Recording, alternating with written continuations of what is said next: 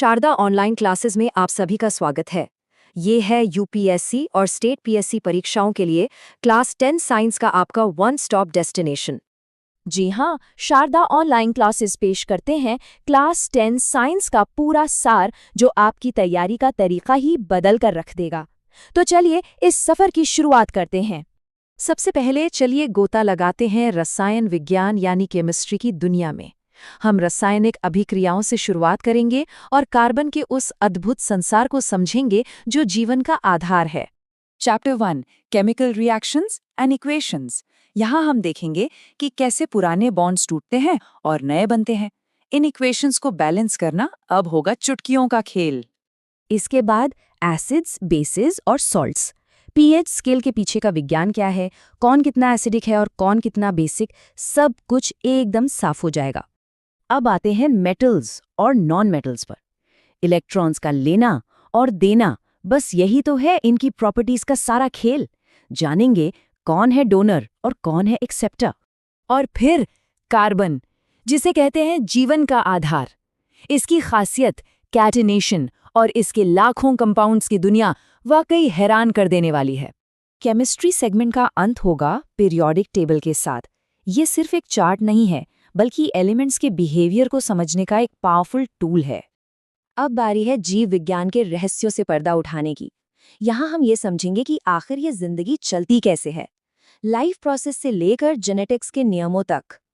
तो शुरुआत होगी लाइफ प्रोसेस से। न्यूट्रिशन, रेस्पिरेशन, एक्सक्रीशन, ये सभी प्रोसेस मिलकर शरीर को एक परफेक्ट मशीन की तरह कैसे चलाते हैं, आइए देखते हैं। इसके बाद कंट्रोल एंड कोऑर्डिनेशन। हमारा नर्वस सिस्टम यानी बॉडी का कमांड सेंटर कैसे ये तेज सिग्नल्स भेजकर पूरे शरीर में तालमेल बिठाता है। अगला चैप्टर एक बुनियादी सवाल का जवाब देगा, जीव जनन कैसे करते हैं। असेक्सुअल से लेकर सेक्सुअल रिप्रोडक्शन तक हर तरीके को बारीकी से समझेंगे। और बायोलॉजी का समापन होगा हेरिडिटी और एवोल्यूशन के साथ। मेंडल के नियम से लेकर डार्विन की थ्योरी तक विकास की इस पूरी कहानी को जानेंगे। अब तैयार हो जाइए भौतिकी यानी फिजिक्स के चमत्कारों के लिए। यहाँ हम लाइट की दुनिया से लेकर बिजली और चुंबकत्व की अदृश्य ताकतों को विजुअलाइज करेंगे। सबसे पहले लाइट का रिफ्लेक्शन और रिफ्रैक्शन। आईना कैसे इमेज बनाता है और पानी में पेंसिल मुड़ी हुई क्यों दिखती है, इसके पीछे की फिजिक्स कमाल की है। और फिर द ह्यूमन आई, हमारी आंख एक बेहतरीन कैमरे की तरह कैसे काम करती है। ये इस रंगीन दुनिया को हमारे दिमाग तक कैसे पहुंचाती है। अब बात करते हैं इलेक्ट्रिसिटी की। ये कुछ और नहीं, बस तारों में इलेक्ट्रॉन्स का बहाव है और सर्किट वो रास्ता है जो इस बहाव को मुमकिन बनाता है। और आखिर में इलेक्ट्रिक करंट के मैग्नेटिक इफेक्ट्स। ये वो सिद्धांत है जिस पर हमारी मोटरें और जनरेटर काम करते हैं, मतलब टेक्नोलॉजी की नींव। अंत में हम उस विषय पर चर्चा करेंगे जो सिविल सर्विसेज के लिहाज से बेहद जरूरी है, हमारा पर्यावरण और हमारे संसाधन। हम ऊर्जा के स्रोतों पर नजर डालेंगे, पारंपरिक स्रोत जैसे कोयला और पेट्रोल, और नए जमाने के रिन्यूएबल स्रोत जैसे सोलर और विंड एनर्जी। और हमारी ये यात्रा समाप्त होगी सस्टेनेबल मैनेजमेंट के साथ, यानी अपने प्राकृतिक संसाधनों का इस्तेमाल ऐसे करना कि वो भविष्य की पीढ़ियों के लिए भी बची रहें। तो ये था क्लास 10 साइंस का एक पूरा खाका। ये कॉन्सेप्ट सिर्फ एग्जाम का हिस्सा नहीं है, बल्कि ये वो नींव है जिस पर आपकी कामयाबी की इमारत टिकेगी। चलिए सीधे शुरू करते हैं अध्याय 1 रासायनिक अभिक्रियाएं एवं समीकरण से। ये चैप्टर ना सिर्फ केमिस्ट्री का बेस है, बल्कि एग्जाम्स में यहाँ से सीधे सवाल भी बनते हैं। तो आज के इस सफर में हम क्या क्या देखने वाले हैं? सबसे पहले समझेंगे कि किसी केमिकल रिएक्शन को पहचानते कैसे हैं, फिर इक्वेशंस को बैलेंस करने का तरीका सीखेंगे, रिएक्शंस के मेन टाइप्स कौन कौन से हैं, ऑक्सीडेशन रिडक्शन क्या होता है, और आखिर में देखेंगे कि हमारी रोजमर्रा की जिंदगी में ये सब कहाँ काम आता है, और एक क्विक रिकैप भी करेंगे। तो सबसे पहला और सबसे ज़रूरी सवाल, हम ये पता कैसे लगाते हैं कि कोई केमिकल रिएक्शन हुआ भी है या नहीं? इसका जवाब हमारे चारों तरफ होने वाले बदलावों को गौर से देखने में ही छिपा है। देखिए, हमारे आसपास दो तरह के बदलाव होते हैं। एक है भौतिक परिवर्तन, जैसे पानी का भाप बनना। इसमें चीज़ का रूप बदलता है, पर वो चीज़ वही रहती है।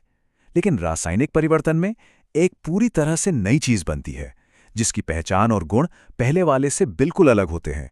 इसका एक बहुत ही शानदार उदाहरण है मैग्नीशियम रिबन का जलना। जब मैग्नीशियम रिबन को हवा में जलाया जाता है तो ये एक तेज, चमकदार, सफ़ेद रोशनी के साथ जलता है और पीछे रह जाता है मैग्नीशियम ऑक्साइड का सफ़ेद पाउडर। देखिए, यहाँ हुआ क्या? एक बिल्कुल नया पदार्थ बन गया, इसलिए ये एक केमिकल रिएक्शन है। तो अब सवाल ये है कि हम पहचानेंगे कैसे? इसके लिए 4 पक्के संकेत हैं। या तो पदार्थ की अवस्था बदल जाएगी, या उसका रंग बदल जाएगा, हो सकता है कोई गैस निकले, या फिर तापमान में बदलाव आए। अगर इनमें से कुछ भी होता है तो समझ जाइए कि एक केमिकल रिएक्शन हुआ है। ठीक है, तो अब हमने रिएक्शन को पहचान तो लिया। अब अगला कदम क्या है? उसे एक समीकरण यानी इक्वेशन में लिखना। और हाँ, हर इक्वेशन को बैलेंस करना जरूरी है। और ऐसा क्यों करना है? क्योंकि एक बहुत ही फंडामेंटल नियम है, द्रव्यमान संरक्षण का नियम। अब ये नियम कहता क्या है? बड़ा सीधा सा नियम है कि मास यानी द्रव्यमान को ना तो बनाया जा सकता है, ना ही मिटाया जा सकता है। इसे एक तराजू की तरह सोचिए। जितना वजन एक तरफ, उतना ही वजन दूसरी तरफ होना चाहिए। मतलब रिएक्शन शुरू होने से पहले जितना टोटल मास था, रिएक्शन खत्म होने के बाद भी उतना ही टोटल मास रहेगा। अब इसको करने का सबसे कॉमन तरीका है हिट एंड ट्रायल मेथड। चलिए इस इक्वेशन को स्टेप बाय स्टेप साथ में बैलेंस करते हैं। पहला स्टेप, सबसे ज्यादा एटम वाले कंपाउंड Fe3O4 में ऑक्सीजन को बैलेंस करते हैं। दूसरा स्टेप, अब हाइड्रोजन एटम्स को दोनों तरफ बराबर करते हैं। और तीसरा और आखिरी स्टेप, अब Fe यानी लोहे के एटम्स को बैलेंस कर लेते हैं। बस हो गया, अब दोनों तरफ हर एलिमेंट के एटम बराबर हैं। हमारी इक्वेशन बैलेंस्ड है। बहुत बढ़िया। अब जब समीकरण का हिसाब किताब समझ आ गया है तो चलिए अब इन रिएक्शंस की अलग अलग किस्मों को देखते हैं। सबसे पहले आती है संयोजन अभिक्रिया या कॉम्बिनेशन रिएक्शन। नाम से ही एकदम साफ है ना? इसमें 2 या उससे ज्यादा चीजें मिलकर बस एक चीज बनाती हैं। जैसे जब बिना बुझे चूने में पानी मिलाते हैं तो कैल्शियम हाइड्रोक्साइड बनता है। और एक बात नोट करने वाली है, इसमें खूब सारी गर्मी निकलती है, इसीलिए इसे ऊष्माक्षेपी या एक्सोथर्मिक रिएक्शन भी कहते हैं। अब जो हमने अभी देखा उसका ठीक उल्टा, वो है वियोजन अभिक्रिया या डीकंपोजिशन रिएक्शन। इसमें एक बड़ी चीज टूटकर 2 या ज्यादा छोटी छोटी चीजें बनाती हैं। जैसे हल्के हरे रंग के फेरस सल्फेट क्रिस्टल को जब गर्म करते हैं तो वो भूरे लाल रंग के फेरिक ऑक्साइड और गैसों में टूट जाता है। यहां रंग का बदलना रिएक्शन का एक बहुत ही साफ इशारा है। अगली है विस्थापन अभिक्रिया या डिस्प्लेसमेंट रिएक्शन। इसे ऐसे समझिए जैसे कोई ज्यादा ताकतवर किसी कमजोर को उसकी जगह से हटा दे। देखिए, जब लोहे की कील को नीले कॉपर सल्फेट सॉल्यूशन में डालते हैं, लोहा ज्यादा रिएक्टिव है तो वो कॉपर को धक्का मारकर उसकी जगह ले लेता है। नतीजा, कील भूरी हो जाती है और नीला सॉल्यूशन धीरे धीरे हल्का पड़ जाता है। चलिए अब एक ऐसे कॉन्सेप्ट पर आते हैं जो बहुत बहुत जरूरी है, उपचयन और अपचयन। और जब ये दोनों प्रक्रियाएं एक साथ होती हैं तो उसे हम कहते हैं रिडॉक्स अभिक्रिया। इसे समझना बहुत आसान है। उपचयन यानी ऑक्सीडेशन, सीधा सा मतलब है ऑक्सीजन का जुड़ना, और अपचयन यानी रिडक्शन, मतलब ऑक्सीजन का हटना। एक में ऑक्सीजन का फायदा, दूसरे में नुकसान, बस इतना ही है। अभी जो हमने उपचयन की बात की उसका एक क्लासिक उदाहरण देखते हैं। ये देखिए, भूरे रंग का कॉपर पाउडर, जब इसे गर्म किया जाता है तो यह हवा की ऑक्सीजन से मिलकर बन जाता है काले रंग का कॉपर ऑक्साइड। तो यहां क्या हुआ? कॉपर के साथ ऑक्सीजन जुड़ गई, मतलब कॉपर का उपचयन हो गया। अब इन सब थ्योरी को हमारी रोजमर्रा की जिंदगी से जोड़ते हैं और ध्यान दीजिएगा, यहां से एग्जाम्स में सीधे सवाल बनते हैं। सबसे पहला और सबसे आम उदाहरण है संक्षारण या करोजन। अरे वही, लोहे पर जंग लगना। ये होता क्या है? असल में ये लोहे का उपचयन ही है, हवा और नमी की वजह से होता है। और ये जंग धीरे धीरे लोहे को खा जाती है, उसे कमजोर बना देती है। कभी सोचा है कि चिप्स का पैकेट कुछ दिन खुला रह जाए तो उसका स्वाद अजीब क्यों हो जाता है? वजह है विकृत गंधिता। तेल और फैट वाली चीजों का भी हवा में उपचयन हो जाता है, जिससे उनकी गंध और स्वाद दोनों बदल जाते हैं। इसी चीज से बचाने के लिए चिप्स के पैकेट में से सारी ऑक्सीजन निकालकर नाइट्रोजन भर दी जाती है। नाइट्रोजन एक तरह की आलसी गैस है, रिएक्ट नहीं करती और चिप्स ताजे बने रहते हैं। तो चलिए फटाफट से इस पूरे चैप्टर की मेन रिएक्शंस को एक साथ देख लेते हैं। ये क्विक रिवीजन के लिए बहुत काम आएगा। और जाते जाते एक सवाल, कौन सी रिएक्शन है जो संयोजन अभिक्रिया की एकदम उल्टी है? और ये जानना इतना ज़रूरी क्यों है कि हम आगे होने वाले केमिकल चेंजेस का अंदाज़ा लगा सकें? सोचिएगा ज़रूर। ये समझ आपको रिएक्शंस को प्रिडिक्ट करने में मदद करेगी। पैक शारदा ऑनलाइन क्लासेस का NCERT 360 degree science MCQ batch. ये एक ऐसा डिजिटल पैक है जो NCERT साइंस पर आपकी पकड़ को एकदम मजबूत बनाने का वादा करता है। इनका लक्ष्य है भारत की सभी प्रतियोगी परीक्षाओं के लिए एक संपूर्ण डिजिटल समाधान बनना। भाई ये तो बहुत बड़ा दावा है, तो चलो इसके अंदर झांक कर देखते हैं। तो चलिए अब इस डिजिटल पैकेज के 3 सबसे अहम हिस्सों को समझते हैं। इस पैक में 3 कमाल की चीजें मिलती हैं। हिंदी में सारा कंटेंट, रिवीजन के लिए एक टेलीग्राम बॉट और जरूरी किताबों की PDFs। चलिए एक एक करके इन्हें समझते हैं। अब आते हैं सबसे दिलचस्प चीज पर, टेलीग्राम बॉट रिवीजन। ये एक ऐसा टूल है जो सीधे टेलीग्राम ऐप के अंदर ही क्विज और पोल के जरिए आपको लगातार प्रैक्टिस करवाता है। इसका मतलब है कहीं भी कभी भी रिवीजन। टेलीग्राम बेस्ड कोर्स का क्या मतलब है? प्रोसेस एकदम सिंपल है। जैसे ही आप कोर्स खरीदते हैं, आपको एक प्राइवेट टेलीग्राम चैनल में ऐड कर दिया जाता है और बस आपको रिवीजन बोर्ड और सभी PDFs का एक्सेस तुरंत मिल जाता है। की कीमत क्या है? क्या ये डील सच में अच्छी है? इस डिजिटल पैक की असली कीमत थी 99 रुपीज। लेकिन रुकिए, एक स्पेशल ऑफर के तहत ये मिल रहा है सिर्फ 49 रुपए में। ये तो मतलब एक जबरदस्त डिस्काउंट है कि अनबिलीवेबल कीमत पर। और देखिए, इसका असली मकसद सिर्फ रट्टा मारना नहीं है, बल्कि कॉन्सेप्ट्स की 360 डिग्री समझ बनाना है। मतलब थ्योरी और प्रैक्टिस का ऐसा कॉम्बिनेशन जो आपको सब्जेक्ट की गहराई तक ले जाए। चलिए सीधे शुरू करते हैं अध्याय 2 के सबसे जरूरी कॉन्सेप्ट से, अम्ल, क्षारक और लवण। इस पूरे विश्लेषण में हम सबसे पहले देखेंगे कि अम्ल और क्षारक को पहचानते कैसे हैं, फिर कुछ जरूरी रासायनिक अभिक्रियाओं पर नजर डालेंगे, पीएच स्केल और हमारी रोजमर्रा की जिंदगी में उसकी क्या अहमियत है उसे समझेंगे। इसके बाद कुछ बहुत ही महत्वपूर्ण लवण और उनके उपयोग जानेंगे और अंत में एक तेज रफ्तार फॉर्मूला रिवीजन करेंगे। तो सबसे पहला सवाल, आखिर हम ये पता कैसे लगाते हैं कि कोई पदार्थ एसिड है या बेस? इसका जवाब छिपा है सूचकों यानी इंडिकेटर्स में। अब देखिए, इंडिकेटर्स काम कैसे करते हैं। ये रंग बदलते हैं। जैसे लिटमस अम्ल में लाल और क्षारक में नीला हो जाता है। फिनोल्फ्थलीन अम्ल में तो रंगहीन रहता है, पर क्षारक में जाते ही गुलाबी हो जाता है। और हल्दी, ये तो हम सब जानते हैं, क्षारक के संपर्क में आते ही पीली से भूरी लाल हो जाती है। ये टेबल रिवीजन के लिए बहुत ही जरूरी है। पर क्या पहचान सिर्फ रंग से होती है? नहीं, कुछ पदार्थ ऐसे भी हैं जो अपनी गंध बदलकर हमें संकेत देते हैं।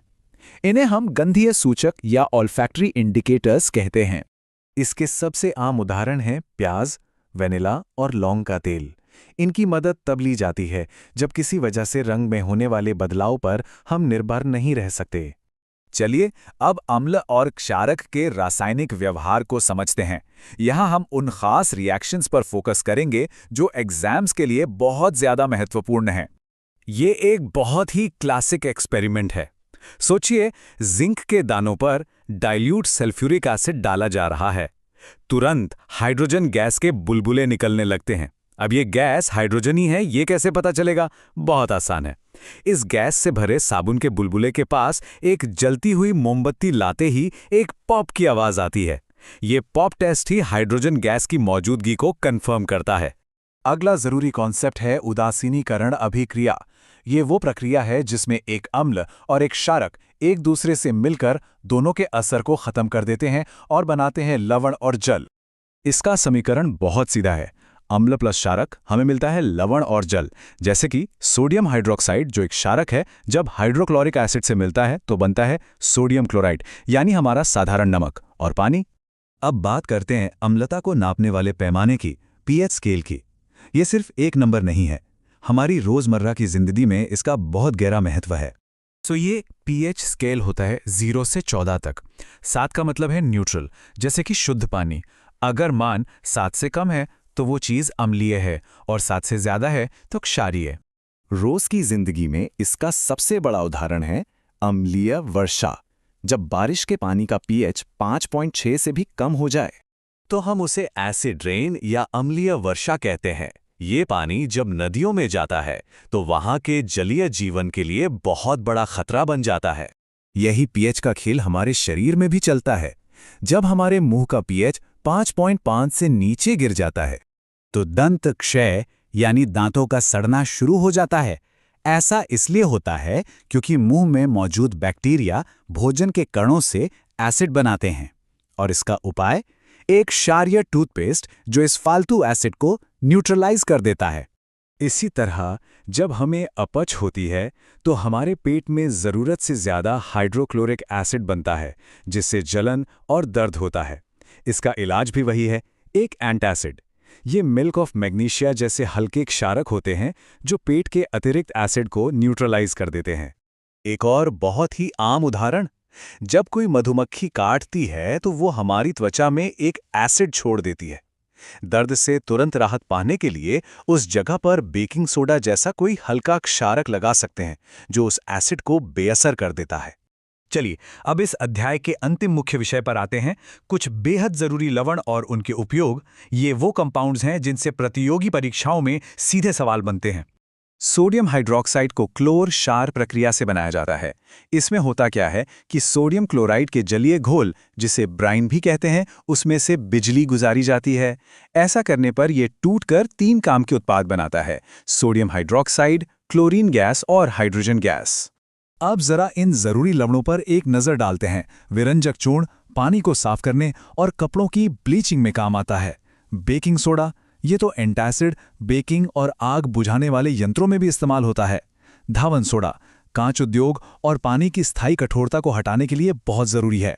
और आखिर में प्लास्टर ऑफ पेरिस, टूटी हड्डियों को जोड़ने के लिए। चलिए अब इन सभी महत्वपूर्ण यौगिकों के सूत्रों का एक बहुत ही तेज रिवीजन करते हैं ताकि ये दिमाग में बैठ जाएं।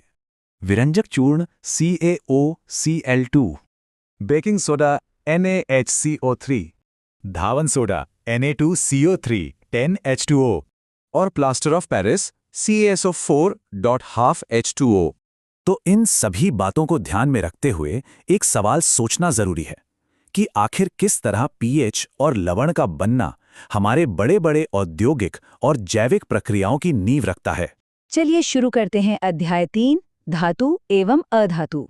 ये साइंस का एक ऐसा चैप्टर है जहां से कॉम्पिटिटिव एग्जाम्स में, आप जानते हैं, सीधे सवाल बनते हैं। तो हम भी सीधे उन्हीं पॉइंट्स पर फोकस करेंगे जो आपको मार्क्स दिला सकते हैं। एक बात गांठ बांध लीजिए, कॉम्पिटिटिव एग्जाम्स में, खासतौर पर यूपीएससी और बीपीएससी में, एग्जामिनर की नज़र हमेशा एक्सेप्शंस पर होती है। देखिए, जनरल रूल्स तो सब पढ़ लेते हैं, है ना, लेकिन असली खेल तो एक्सेप्शंस को समझने का है। तो चलिए हम भी अपना पूरा फोकस वहीं रखते हैं। तो सेक्शन 1 है भौतिक गुणधर्म और अपवाद। हम यहाँ देखेंगे कि मेटल्स और नॉन मेटल्स के जो सामान्य गुण हैं वो क्या हैं, और उससे भी ज़्यादा ज़रूरी वो कौन से एक्सेप्शंस हैं जो एग्जाम्स में बार बार पूछे जाते हैं। ये तो हम सब जानते ही हैं, है ना, कि मेटल्स चमकदार, हार्ड और अच्छे कंडक्टर होते हैं, और नॉन मेटल्स ठीक इसके उल्टे। ये तो हो गई बेसिक बात, पर जैसा मैंने कहा, असली कहानी तो एक्सेप्शंस में छुपी है। तो फिर देर किस बात की, चलिए सीधे उन एक्सेप्शंस पर आते हैं जो एग्जाम में जनरल रूल्स को चैलेंज करते हैं। पहला और सबसे मशहूर एक्सेप्शन पारा यानी मर्क्यूरी। ये वो मेटल है जो मेटल मतलब सॉलिड वाली परिभाषा को पूरी तरह से तोड़ देता है। सोचिए, इकलौता मेटल जो रूम टेम्परेचर पर लिक्विड है। अब आप ही बताइए, ये एग्जामिनर का फेवरेट सवाल क्यों नहीं होगा? अगले हैं गैलियम और सीजियम। ये मेटल्स तो और भी कमाल के हैं। इनका मेल्टिंग पॉइंट इतना कम है कि बस हाथ की गर्मी से ही हथेली पर पिघल जाते हैं। ये मेटल्स के हाई मेल्टिंग पॉइंट वाले गुण का कितना बड़ा एक्सेप्शन है ना? अच्छा, अब जरा नॉन मेटल्स की तरफ चलते हैं। यहाँ भी एक बहुत बड़ा एक्सेप्शन बैठा है, आयोडीन। हम जानते हैं कि नॉन मेटल्स में चमक नहीं होती, पर आयोडीन, इसमें मेटल्स जैसी ही चमक यानी लस्टर होती है। ये एक और बहुत जरूरी पॉइंट है, याद रखिएगा। और अब बात करते हैं कार्बन की। अपने एलोट्रोप्स यानी अपरूपों की वजह से इसे हम एक्सेप्शंस का राजा कह सकते हैं। इसका एक फॉर्म ग्रेफाइट, जो कि एक नॉन मेटल है, वो इलेक्ट्रिसिटी का अच्छा कंडक्टर है। सोचकर देखिए, आपकी पेंसिल की नोक से बिजली पास हो सकती है। ये जनरल रूल का कितना बड़ा वायलेशन है। और इस सेक्शन का हमारा आखिरी फिजिकल एक्सेप्शन वो है एल्कलाई मेटल्स, लिथियम, सोडियम और पोटेशियम। मेटल्स मतलब हार्ड, है ना, पर ये इतने सॉफ्ट होते हैं कि इन्हें आप आराम से चाकू से काट सकते हैं। ये बात मेटल्स के हार्ड होने वाले गुण को पूरी तरह से चैलेंज करती है। चलिए अब आते हैं सेक्शन 2 पर, केमिकल रिएक्टिविटी।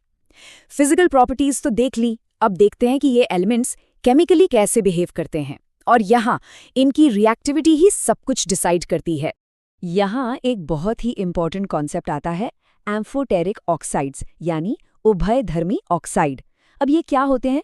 देखिए, ये वो मेटल ऑक्साइड्स हैं जो डुअल रोल प्ले करते हैं, मतलब ये एसिड और बेस दोनों के साथ रिएक्ट कर सकते हैं। एल्युमिनियम ऑक्साइड इसका बेस्ट एग्जाम्पल है। ये देखिए, जब ये हाइड्रोक्लोरिक एसिड, जो कि एक एसिड है, उससे रिएक्ट करता है तो सॉल्ट और वाटर बनाता है, और जब ये सोडियम हाइड्रोक्साइड, जो कि एक बेस है, उससे रिएक्ट करता है तब भी सॉल्ट और वाटर बनाता है। यही है इसका एम्फोटेरिक यानी दो मुहा नेचर। पानी के साथ रिएक्टिविटी का भी एक साफ साफ ऑर्डर है। इसको ऐसे समझिए, सबसे ऊपर है सोडियम और पोटेशियम, इतने रिएक्टिव कि ठंडे पानी में ही आग पकड़ लेते हैं। फिर आता है मैग्नीशियम, थोड़ा शांत है, उसे गर्म पानी चाहिए। उसके बाद आते हैं एल्यूमिनियम, आयरन और जिंक, ये और भी नखरे वाले हैं, ये सिर्फ स्टीम से रिएक्ट करते हैं। और आखिर में है लेड, कॉपर, सिल्वर और गोल्ड, ये तो पानी से कोई रिएक्शन करते ही नहीं। तो इन सभी अलग अलग रिएक्शंस को एक साथ समझने का एक मास्टर की है, और वो है रिएक्टिविटी सीरीज यानी सक्रियता श्रेणी। ये बस मेटल्स की एक लिस्ट है जो सबसे ज्यादा रिएक्टिव से शुरू होती है और सबसे कम रिएक्टिव पर खत्म होती है। बस यही सीरीज डिसाइड करती है कि कौन सा मेटल किसको उसकी जगह से हटा सकता है। सेक्शन 3, मेटल्स और नॉन मेटल्स रिएक्ट कैसे करते हैं, और यहाँ बात होगी आयनिक बॉन्डिंग की। पर सबसे बड़ा सवाल तो ये है कि आखिर ये मेटल्स और नॉन मेटल्स रिएक्ट करते ही क्यों हैं? इसका जवाब इनके इलेक्ट्रॉन्स की दुनिया में और आयनिक बॉन्ड बनने के प्रोसेस में छिपा है। देखिए, हर एलिमेंट का एक ही मकसद होता है, स्टेबल होना। किसकी तरह? नोबल गैसेस की तरह, जिनका बाहरी शेल यानी वैलेंस शेल एकदम भरा हुआ होता है। तो इसी स्टेबिलिटी को पाने के लिए मेटल्स अपने फालतू इलेक्ट्रॉन दे देते हैं, और नॉन मेटल्स को जहां जगह खाली दिखती है वो इलेक्ट्रॉन ले लेते हैं। इसका सबसे क्लासिक एग्जाम्पल है हमारा खाने वाला नमक यानी सोडियम क्लोराइड। होता क्या है, सोडियम अपना एक बाहरी इलेक्ट्रॉन क्लोरीन को दे देता है। अब सोडियम बन गया पॉजिटिव आयन और क्लोरीन बन गया नेगेटिव आयन, और जैसा कि हम जानते हैं ऑपोजिट्स अट्रैक्ट। बस यही पॉजिटिव और नेगेटिव चार्जेस के बीच का मजबूत खिंचाव, यही है आयोनिक बॉन्ड। तो अब आते हैं सेक्शन 4 पर, आयोनिक कंपाउंड्स की प्रॉपर्टीज। ये जो मजबूत आयोनिक बॉन्ड बना है ना, इसकी वजह से इन कंपाउंड्स में कुछ खास गुण आ जाते हैं। चलिए देखते हैं कि वो क्या हैं। देखिए, आयोनिक कंपाउंड्स की सारी प्रॉपर्टीज उनके बॉन्ड से ही जुड़ी हैं।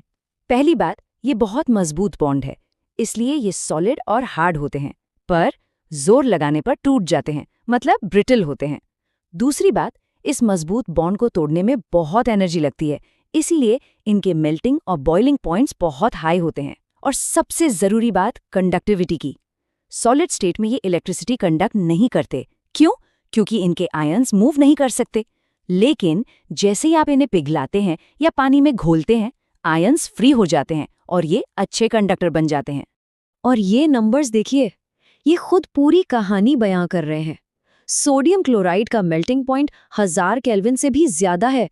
जरा सोचिए, कितना मजबूत होगा इनके आयंस के बीच का अट्रैक्शन, जिसे तोड़ने के लिए इतनी ज्यादा एनर्जी की जरूरत पड़ती है। तो इस सब का निचोड़ क्या है? निचोड़ ये है कि मेटल्स की ये अनोखी प्रॉपर्टीज और आयोनिक बॉन्ड्स की ताकत, ये सिर्फ किताबों की बातें नहीं हैं। हमें सोचना होगा कि यही गुण भविष्य की टेक्नोलॉजी को कैसे शेप देंगे, चाहे वो मजबूत मटेरियल्स बनाने की बात हो या फिर ज्यादा एफिशिएंट बैटरीज की। जब आप इस तरह से सोचना शुरू करेंगे, तब आप रटने से आगे बढ़कर असली एनालिसिस की तरफ जाएंगे। चलिए शुरू करते हैं एनसीईआरटी विज्ञान के अध्याय 4 के साथ, कार्बन और उसके यौगिक। देखिए, प्रतियोगी परीक्षाओं के नजरिए से ये एक बेहद जरूरी अध्याय है। यहां से सवाल सीधे सीधे बनते हैं। तो इस पूरे विश्लेषण में हम क्या-क्या देखने वाले हैं? सबसे पहले कार्बन में सहसंयोजी आबंध को समझेंगे। फिर कार्बन की खासियत यानी उसकी सर्वतोमुखी प्रकृति पर बात करेंगे। इसके बाद आएंगे इसके अपर रूप। फिर देखेंगे संतृप्त और असंतृप्त हाइड्रोकार्बन में क्या फर्क है। और आखिर में कुछ ऐसे रासायनिक गुणधर्मों पर नजर डालेंगे जो एग्जाम में बार बार आते हैं। तो चलिए बिना देर किए शुरू करते हैं हमारे पहले टॉपिक से, कार्बन में सहज संयोजी आबंध। असल में ना यही कार्बन केमिस्ट्री की नींव है। अगर ये कॉन्सेप्ट क्लियर हो गया तो यकीन मानिए कार्बन का बाकी सारा खेल समझना बहुत आसान हो जाएगा। तो सवाल उठता है, ये सहज संयोजी आबंध होता क्या है? देखिए, बहुत सीधी सी बात है। ये बॉन्ड बनता है साझेदारी से, शेयरिंग से, कोई लेन देन नहीं होता। अब सोचिए, कार्बन के बाहरी शेल में हैं 4 इलेक्ट्रॉन। अब इसके लिए ना तो 4 इलेक्ट्रॉन देना आसान है, ना ही 4 लेना। तो ये क्या करता है? ये एक बीच का रास्ता निकालता है, साझेदारी का। ये दूसरे परमाणुओं के साथ इलेक्ट्रॉन शेयर करके अपना ऑक्टेट यानी अष्टक पूरा कर लेता है। अब जरा इन दोनों के गुणों का फर्क देखिए, मतलब जमीन आसमान का अंतर है। जो सहसंयोजी यौगिक होते हैं ना, उनके मॉलिक्यूल्स के बीच का जो अट्रैक्शन फोर्स है वो काफी कमजोर होता है, और इसी एक वजह से इनके मेल्टिंग और बॉइलिंग पॉइंट, मतलब गलनांक और क्वथनांक, काफी कम होते हैं। साथ ही ये बिजली के अच्छे कंडक्टर भी नहीं होते। ये एक बहुत ही इंपॉर्टेंट पॉइंट है, इसे जरूर याद रखिएगा। और ये जो टेबल है, ये हमारी बात का पक्का सबूत है। जरा मीथेन को देखिए, इसका बॉइलिंग पॉइंट सिर्फ 111 केल्विन है। कितना कम है ना? बस यही दिखाता है कि इसके मॉलिक्यूल्स के बीच का फोर्स कितना वीक है।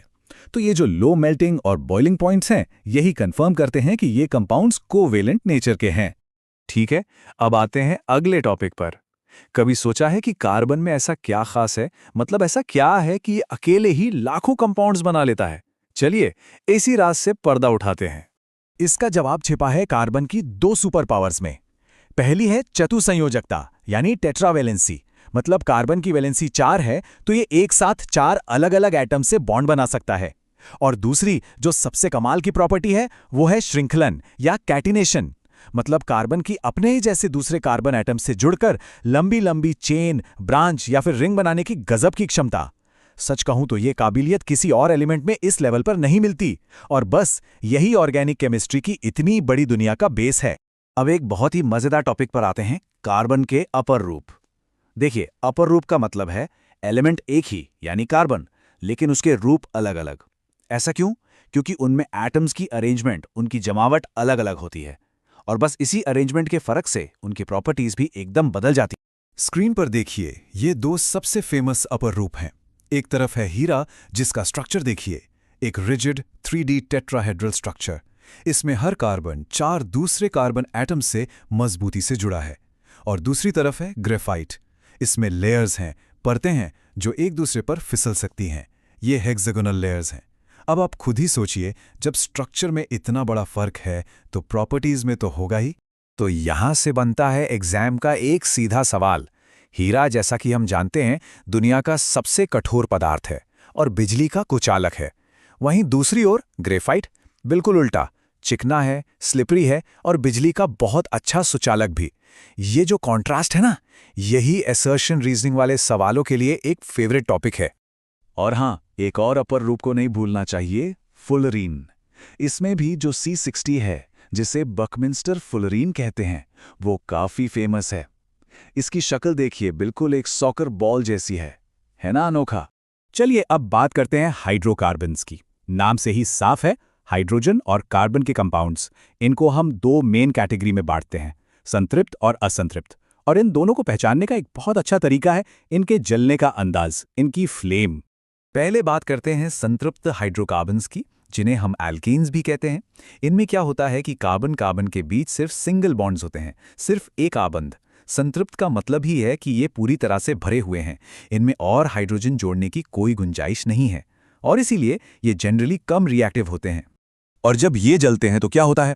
अगर ऑक्सीजन की सप्लाई पूरी है तो इनका होता है कंप्लीट कंबशन यानी पूर्ण दहन, और नतीजा एक साफ नीली लौ, कोई धुआं नहीं, कोई कालिक नहीं। अब आते हैं असंतृप्त हाइड्रोकार्बन्स पर, मतलब एल्कीन और एल्काइन। यहां कहानी बिल्कुल उल्टी है। इनमें कार्बन कार्बन के बीच या तो डबल बॉन्ड होगा या फिर ट्रिपल बॉन्ड, और ये जो एक्स्ट्रा बॉन्ड्स है ना, यही इन्हें बहुत ज्यादा रिएक्टिव बना देते हैं, सैचुरेटेड वालों से कहीं ज्यादा। तो जाहिर है इनके जलने का तरीका भी अलग होगा। इनका होता है इनकम्प्लीट कंबशन, और नतीजा एक पीली धुएं वाली लौ, जिसे कज्जली ज्वाला भी कहते हैं, जिसमें से कालिख निकलती है। तो देखिए, सिर्फ फ्लेम का कलर देखकर ही कंपाउंड के नेचर का अंदाजा लगाया जा सकता है। चलिए अब कुछ बहुत ही खास केमिकल प्रॉपर्टीज पर फोकस करते हैं। ये वो रिएक्शंस हैं जो एग्जाम पॉइंट ऑफ व्यू से सबसे ज्यादा इंपॉर्टेंट है, तो यहां पर थोड़ा ज्यादा ध्यान देना है। सबसे पहली और सबसे बेसिक रिएक्शन है दहन या कंबस्शन। कार्बन चाहे किसी भी रूप में हो, जब ऑक्सीजन में जलता है तो हीट और लाइट के साथ कार्बन डाइऑक्साइड बनाता है। याद रखिएगा, ये एक तरह की ऑक्सीडेशन रिएक्शन ही है। अब आती है एक बहुत जरूरी रिएक्शन जो खास तौर पर असंतृप्त हाइड्रोकार्बन दिखाते हैं, संकलन अभिक्रिया या एडिशन रिएक्शन। इसमें होता क्या है कि डबल या ट्रिपल बॉन्ड टूटता है और उस पर दूसरे एटम्स ऐड हो जाते हैं और नतीजा एक अनसैचुरेटेड कंपाउंड सैचुरेटेड कंपाउंड में बदल जाता है। इसका सबसे क्लासिक इंडस्ट्रियल एग्जाम्पल है हाइड्रोजनेशन। प्रोसेस बहुत सिंपल है। असंतृप्त वनस्पति तेल लिया, उसमें हाइड्रोजन को ऐड किया, निकल जैसे किसी कैटलिस्ट की मौजूदगी में। यहां ध्यान देने वाली बात यह है कि कैटलिस्ट बस रिएक्शन की स्पीड बढ़ाता है, खुद हिस्सा नहीं लेता। और फाइनली होता क्या है, जो लिक्विड वेजिटेबल ऑयल था वो वनस्पति घी जैसे सॉलिड सैचुरेटेड फैट में बदल जाता है। तो अब सवाल ये है कि ये हमारी सेहत के लिए क्यों जरूरी है। देखिए, जैसा कि कहा जाता है, एनिमल फैट्स में ज्यादातर सैचुरेटेड फैटी एसिड्स होते हैं जिन्हें सेहत के लिए बहुत अच्छा नहीं माना जाता। और यही वजह है कि खाना पकाने के लिए अनसैचुरेटेड फैट वाले तेल इस्तेमाल करने की सलाह दी जाती है। और अब खत्म करने से पहले एक बहुत ही जरूरी टॉपिक का फटाफट रिवीजन करते हैं, फंक्शनल ग्रुप्स या प्रकार्यात्मक समूह। देखिए, ये वो खास ग्रुप्स हैं जो किसी भी कार्बन चेन से जुड़कर उसकी पूरी केमिकल प्रॉपर्टीज को तय कर देते हैं। मतलब यही डिसाइड करते हैं कि कोई कंपाउंड अल्कोहल बनेगा, एसिड बनेगा या कुछ और। तो चलिए जल्दी से इन्हें देख लेते हैं और याद कर लेते हैं। -OH मतलब अल्कोहल, -CHO ये है aldehyde, C double bond O ketone, -COOH carboxylic acid और हैलो ग्रुप जैसे क्लोरीन या ब्रोमीन। इन ग्रुप्स को पहचानना एग्जाम के लिए बहुत बहुत जरूरी है। चलिए आज सीधे शुरू करते हैं विज्ञान के एक बहुत ही जरूरी अध्याय से, अध्याय 5, तत्वों का आवर्त वर्गीकरण। तो बात शुरू होती है उस दौर से जब एक के बाद एक नए तत्व खोजे जा रहे थे। अब इतने सारे एलिमेंट्स को याद रखना, उनके गुण समझना, ये सब एक बहुत बड़ी चुनौती थी। मतलब एक तरह की अव्यवस्था थी। तो इसी अव्यवस्था को सुलझाने के लिए कुछ शुरुआती कोशिशें हुईं। सबसे पहली कोशिशों में से एक थी 1817 में डोबेराइनर के त्रिक की। उन्होंने क्या किया? उन्होंने 3-3 तत्वों के ग्रुप बनाए जिनके रासायनिक गुण एक जैसे थे। और इसका सिद्धांत भी बड़ा सीधा सा था। जैसे लिथियम, सोडियम और पोटेशियम को ले लीजिए। इसमें जो बीच वाला तत्व है यानी सोडियम, उसका परमाणु द्रव्यमान लिथियम और पोटेशियम के द्रव्यमान का लगभग औसत होता है। आइडिया तो अच्छा था, पर दिक्कत यह थी कि ऐसे कुछ ही त्रिक मिल पाए, तो यह सिस्टम अधूरा रह गया। फिर करीब 50 साल बाद 1866 में आए जॉन न्यूलैंड्स। उनका आइडिया संगीत से प्रेरित था। उन्होंने तत्वों को उनके बढ़ते परमाणु द्रव्यमान के हिसाब से लगाया और एक कमाल की चीज देखी। हर 8वें तत्व के गुण पहले वाले तत्व से बिल्कुल मेल खाते थे। ठीक वैसे ही जैसे संगीत में सा रे गा मा पा धा नी के बाद 8वां सुर फिर से सा आ जाता है। इसीलिए इसे कहा गया न्यूलैंड्स का अष्टक सिद्धांत। लेकिन इस सिद्धांत में भी एक बड़ी कमी थी। ये जो संगीत का तालमेल था ना, ये सिर्फ कैल्शियम तक ही चला। जैसे ही भारी तत्व आए, ये पूरा का पूरा सिद्धांत फेल हो गया। और ये बात एग्जाम के लिए याद रखिएगा कि ये नियम सिर्फ कैल्शियम तक ही लागू होता था। तो अब तक की कोशिशें कुछ हद तक ही कामयाब रहें। फिर एंट्री होती है एक ऐसे वैज्ञानिक की जिसने सब कुछ बदल दिया। हम बात कर रहे हैं मेंडेलीव की आवर्त सारणी की। और ये सिर्फ एक टेबल नहीं थी, ये अपने आप में एक क्रांति थी। मेंडेलीव का जो आवर्त नियम था, उसका आधार एक बहुत ही सरल लेकिन शक्तिशाली विचार था। उन्होंने कहा कि तत्वों के गुणधर्म उनके परमाणु द्रव्यमान का आवर्त फलन होते हैं। इसका मतलब सीधा सा है, अगर हम एलिमेंट्स को उनके बढ़ते एटॉमिक मास के हिसाब से अरेंज करें तो एक फिक्स इंटरवल के बाद उनके गुण अपने आप रिपीट होने लगते हैं। और मेंडेलीव की टेबल इतनी सफल क्यों हुई? पहली बात, उन्होंने उस समय के सभी 63 ज्ञात तत्वों को एक सिस्टम में बांध दिया। पर उनकी असली जीनियस, उनकी सबसे बड़ी उपलब्धि थी उनकी दूरदर्शिता। उन्होंने अपनी टेबल में खाली जगहें छोड़ी। उन्होंने सिर्फ ये नहीं बताया कि क्या पता है, बल्कि ये भी बताया कि क्या अभी खोजना बाकी है। यही तो उनकी खासियत थी, वो खाली जगहें। मेंडेलीव को पूरा यकीन था कि ये जगहें खाली नहीं रहेंगी। आने वाले समय में नए तत्व खोजे जाएंगे जो बिल्कुल इन्हीं जगहों पर फिट बैठेंगे। और अब वो हिस्सा आता है जो पीएससी और दूसरे एग्जाम्स का फेवरेट सवाल है। ध्यान से सुनिएगा। मेंडलीव ने सिर्फ जगह ही नहीं छोड़ी, उन्होंने उन तत्वों के गुणों की भविष्यवाणी तक कर दी थी जिनकी खोज भी नहीं हुई थी। उन्होंने संस्कृत के शब्द एका, जिसका मतलब होता है एक, उसका इस्तेमाल करके इन तत्वों को नाम दिया। जैसे उन्होंने कहा, एक एका बोरॉन होगा जो बाद में स्कैंडियम निकला, एक एका एल्यूमिनियम होगा जो गैलियम बना, और एक एका सिलिकॉन होगा जो आज जर्मेनियम के नाम से जाना जाता है। और अगर आपको उनकी भविष्यवाणी की सटीकता देखनी है तो जरा इस टेबल को देखिए। उन्होंने जो गुण एका एल्यूमिनियम के लिए बताए थे और जब बाद में गैलियम मिला तो उसके गुण लगभग हूबहू वही थे। परमाणु द्रव्यमान देखिए, 68 बताया था और निकला 69.7। ऑक्साइड का फॉर्मूला E2O3 बताया और गैलियम का Ga2O3 है। ये एकदम पक्का सबूत था कि मेंडलीव का सिद्धांत कितना मजबूत था। लेकिन देखिए, विज्ञान में कोई भी थियोरी परफेक्ट नहीं होती। मेंडलीव की टेबल में भी कुछ कमियां थीं। पहली, हाइड्रोजन की कोई फिक्स्ड जगह नहीं थी। दूसरी, समस्थानिकों यानी आइसोटोप्स का क्या करें? उनके परमाणु द्रव्यमान तो अलग अलग होते हैं पर गुण एक जैसे। और एक और गड़बड़ थी, कुछ जगहों पर उन्हें ज्यादा द्रव्यमान वाले तत्व को कम वाले से पहले रखना पड़ा, जैसे कोबाल्ट को निकल से पहले। ये कुछ सवाल थे जिनका जवाब उनकी टेबल नहीं दे पा रही थी। और इन्हीं कमियों को दूर करने की कोशिश ने हमें आज की मॉडर्न पीरियोडिक टेबल तक पहुंचाया। इसका आधार ही कुछ और था, एक ज्यादा मौलिक गुण। ये बदलाव आया 1913 में हेनरी मोज़ले की वजह से। उन्होंने साबित किया कि किसी भी तत्व की असली पहचान उसका परमाणु द्रव्यमान यानी एटॉमिक मास नहीं, बल्कि उसकी परमाणु संख्या यानी एटॉमिक नंबर है। मतलब उसके नाभिक में कितने प्रोटॉन हैं। और बस यही वो गेम चेंजिंग आइडिया था जिसने सब कुछ ठीक कर दिया। तो यहीं से बना हमारा आधुनिक आवर्त नियम। अब नियम ये था कि तत्वों के गुणधर्म उनकी परमाणु संख्या का आवर्त फलन होते हैं। जैसे ही आधार परमाणु द्रव्यमान से बदलकर परमाणु संख्या हुआ, मेंडलीव की टेबल की ज्यादातर कमियां अपने आप ही सुलझ गईं। आज की जो मॉडर्न टेबल है उसका स्ट्रक्चर बड़ा साफ है। इसमें 18 वर्टिकल कॉलम्स हैं जिन्हें हम समूह कहते हैं, और 7 हॉरिजॉन्टल पंक्तियां हैं जिन्हें आवर्त कहा जाता है। अगर आप ध्यान से टेबल को देखेंगे तो एक टेढ़ी मेढ़ी जिगजैग लाइन दिखेगी। ये लाइन एक तरह की बाउंड्री है जो धातुओं को अधातुओं से अलग करती है।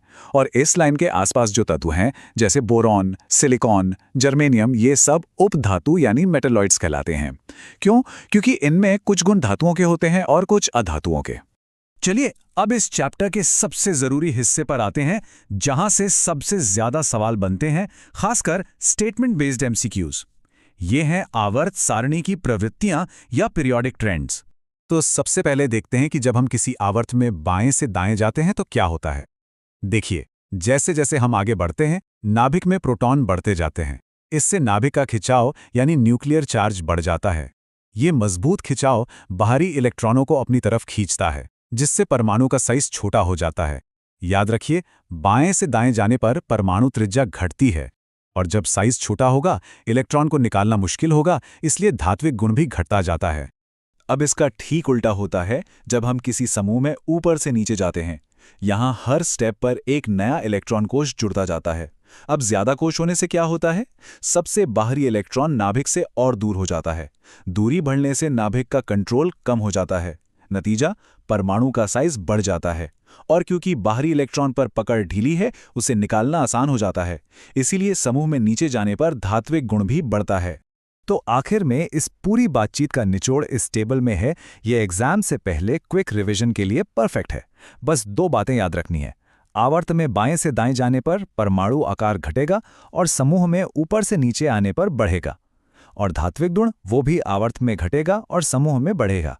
अगर ये ट्रेंड्स आपके दिमाग में सेट हो गए तो आप इस टॉपिक से जुड़े किसी भी सवाल को आसानी से हल कर लेंगे। आज का हमारा अध्याय है चैप्टर 7, नियंत्रण एवं समन्वय। तो इस पूरे चैप्टर को हम तेजी से समझने के लिए 5 हिस्सों में देखेंगे। सबसे पहले बात होगी तंत्रिका तंत्र की, फिर हम मानव मस्तिष्क को समझेंगे जो कि कंट्रोल सेंटर है। इसके बाद देखेंगे कि पौधों में समन्वय कैसे होता है, फिर जंतुओं में हार्मोन्स का क्या रोल है, और आखिर में एक रैपिड रिवीजन करेंगे मैचिंग के जरिए। तो सबसे पहले बात करते हैं नर्वस सिस्टम की। देखिए, जानवरों में कंट्रोल और कोऑर्डिनेशन का जो सबसे तेज, सबसे रैपिड सिस्टम है वो यही है, तंत्रिका तंत्र। ये काम कैसे करता है? ये काम करता है इलेक्ट्रिकल इम्पल्स यानी विद्युत आवेगों के जरिए। इसका बस एक ही काम है, इंफॉर्मेशन को बॉडी के एक पार्ट से दूसरे पार्ट तक बिजली की तेजी से पहुंचाना। अब इस पूरे सिस्टम की जो सबसे बेसिक यूनिट है, मतलब इसकी जो बुनियाद है, वो है तंत्रिका कोशिका, जिसे हम न्यूरॉन भी कहते हैं। और इसका काम, जैसा कि नाम से ही जाहिर है, इंफॉर्मेशन को एक जगह से दूसरी जगह ले जाना है। और ये काम ये 2 तरीकों से करती है, इलेक्ट्रिकल और केमिकल सिग्नल्स के जरिए। तो ये इंफॉर्मेशन ट्रैवल कैसे करती है? ये प्रोसेस काफी दिलचस्प है। सब कुछ शुरू होता है डेंड्राइट से। आप इसे न्यूरॉन का एंटीना समझ सकते हैं, जो सिग्नल को पकड़ता है। जैसे ही सिग्नल मिलता है, एक इलेक्ट्रिकल इम्पल्स बनता है। ये इम्पल्स सेल बॉडी से होता हुआ एक्सॉन के रास्ते उसके आखिरी सिरे तक पहुंचता है, और वहां पहुंचकर ये इलेक्ट्रिकल सिग्नल एक केमिकल सिग्नल में बदल जाता है। ये केमिकल्स साइनैप्स नाम के छोटी से गैप को पार करके अगले न्यूरॉन तक पहुंचते हैं और फिर से वही प्रोसेस शुरू कर देते हैं, एकदम रिले रेस की तरह। लेकिन कभी-कभी हमें इतनी तेजी से रिएक्ट करना होता है कि सोचने का भी टाइम नहीं होता, है ना? जैसे गर्म चीज को छूते ही हाथ हटा लेना। यहीं पर काम आता है हमारा रिफ्लेक्स आर्क, यानी प्रतिवर्ती चाप। ये एक तरह का शॉर्टकट है। ये सिग्नल को दिमाग तक भेजने की बजाय सीधा स्पाइनल कॉर्ड से ही वापस भेज देता है। ब्रेन को पूरी तरह से बाईपास कर दिया जाता है, ताकि एक्शन में बिल्कुल भी देरी ना हो। चलिए इसके पूरे रास्ते को समझते हैं। देखिए, सबसे पहले स्किन में जो रिसेप्टर्स हैं, वो गर्मी या दर्द को महसूस करते हैं। ये सिग्नल फिर सेंसरी न्यूरॉन के जरिए स्पाइनल कॉर्ड तक पहुंचता है। स्पाइनल कॉर्ड फौरन सिचुएशन को समझता है और तुरंत एक ऑर्डर जारी करता है। ये ऑर्डर मोटर न्यूरॉन के जरिए हमारी मसल्स तक पहुंचता है, और नतीजा, हम अपना हाथ तुरंत पीछे खींच लेते हैं। ये सब पलक झपकने से भी कम समय में हो जाता है। ठीक है, तो अभी हमने शॉर्टकट की बात की। अब आते हैं मेन कंट्रोल सेंटर पर, मानव मस्तिष्क। और एक बात याद रखिएगा, प्रीलिम्स के लिहाज से ये टॉपिक बहुत ज्यादा इंपॉर्टेंट है। तो हमारा जो सेंट्रल नर्वस सिस्टम यानी CNS है, वो 2 चीजों से मिलकर बना है, एक ब्रेन और दूसरा स्पाइनल कॉर्ड। ये दोनों मिलकर ही पूरी बॉडी से आने वाली सारी इन्फॉर्मेशन को रिसीव करते हैं, उसे प्रोसेस करते हैं और फिर तय करते हैं कि क्या करना है। यही हमारे शरीर का मेन कोऑर्डिनेशन सेंटर है। अब ब्रेन के जो मुख्य हिस्से हैं और उनके जो काम हैं, उन पर ध्यान देना बहुत ज़रूरी है, क्योंकि यहाँ से सीधे सीधे सवाल बनते हैं। सबसे पहले है प्रमस्तिष्क यानी सेरिब्रम, जो अग्र मस्तिष्क का हिस्सा है। सोचना, समझना, याद रखना और जितने भी वॉलंटरी एक्शंस हैं, जैसे चलना, बोलना, वो सब यहीं से कंट्रोल होते हैं। फिर आता है अनुमस्तिष्क या सेरिबेलम, ये पश्चिम मस्तिष्क का हिस्सा है। इसका काम है हमारे वॉलंटरी एक्शन में परफेक्शन लाना, बॉडी का पोस्चर और बैलेंस बनाए रखना। और आखिर में पश्चिम मस्तिष्क का ही एक और हिस्सा है मेड्यूला। ये उन कामों को देखता है जो हमारे कंट्रोल में नहीं है, जैसे ब्लड प्रेशर, मुंह में लार आना या उल्टी होना। ये सब अनैच्छिक क्रियाएं मेड्यूला ही कंट्रोल करता है। अच्छा, जानवरों की बात तो हो गई, पर क्या पौधों में भी कोऑर्डिनेशन होता है? बिल्कुल होता है, लेकिन उनका तरीका एकदम अलग है। क्योंकि उनके पास कोई नर्वस सिस्टम तो है नहीं, तो वो अपने आसपास के माहौल के हिसाब से और कुछ खास केमिकल्स, जिन्हें हम हार्मोन्स कहते हैं, उनकी मदद से अपनी ग्रोथ और मूवमेंट को कंट्रोल करते हैं। पौधों में जो मूवमेंट होता है ना, वो असल में उनकी ग्रोथ का ही एक हिस्सा है, और इसी ग्रोथ बेस्ड मूवमेंट को हम कहते हैं अनुवर्तन या ट्रॉपिज्म। इसका मतलब है कि पौधा किसी बाहरी स्टिमुलस, जैसे कि रोशनी या पानी, के जवाब में एक खास दिशा में बढ़ता है। इसका सबसे कॉमन एग्जाम्पल है प्रकाशानुवर्तन यानी फोटोट्रॉपिज्म। जब पौधे पर एक तरफ से रोशनी आती है, तो पौधे के टिप पर एक हार्मोन बनता है, ऑक्सिन। ये हार्मोन रोशनी से दूर, मतलब छाया वाली साइड में जमा हो जाता है, और जिस तरफ ऑक्सिन ज्यादा होता है, वहां की कोशिकाएं ज्यादा तेजी से लंबी होती हैं। नतीजा, पौधा रोशनी की तरफ झुक जाता है। ऑक्सिन के अलावा भी कुछ बहुत इंपॉर्टेंट प्लांट हार्मोन्स हैं। इनको फटाफट देख लेते हैं। जिब्बरेलिन, ये तने की ग्रोथ में मदद करता है। साइटोकाइनिन, ये सेल डिवीजन को बढ़ावा देता है। ये दोनों ग्रोथ प्रमोटर्स हैं। और इनके ठीक उलट है एब्सिसिक एसिड, ये ग्रोथ को रोकता है। जब पौधे पर कोई स्ट्रेस होता है, जैसे पानी की कमी, तो यही हार्मोन पत्तियों को मुरझाने के लिए जिम्मेदार होता है। अब वापस जंतुओं पर आते हैं।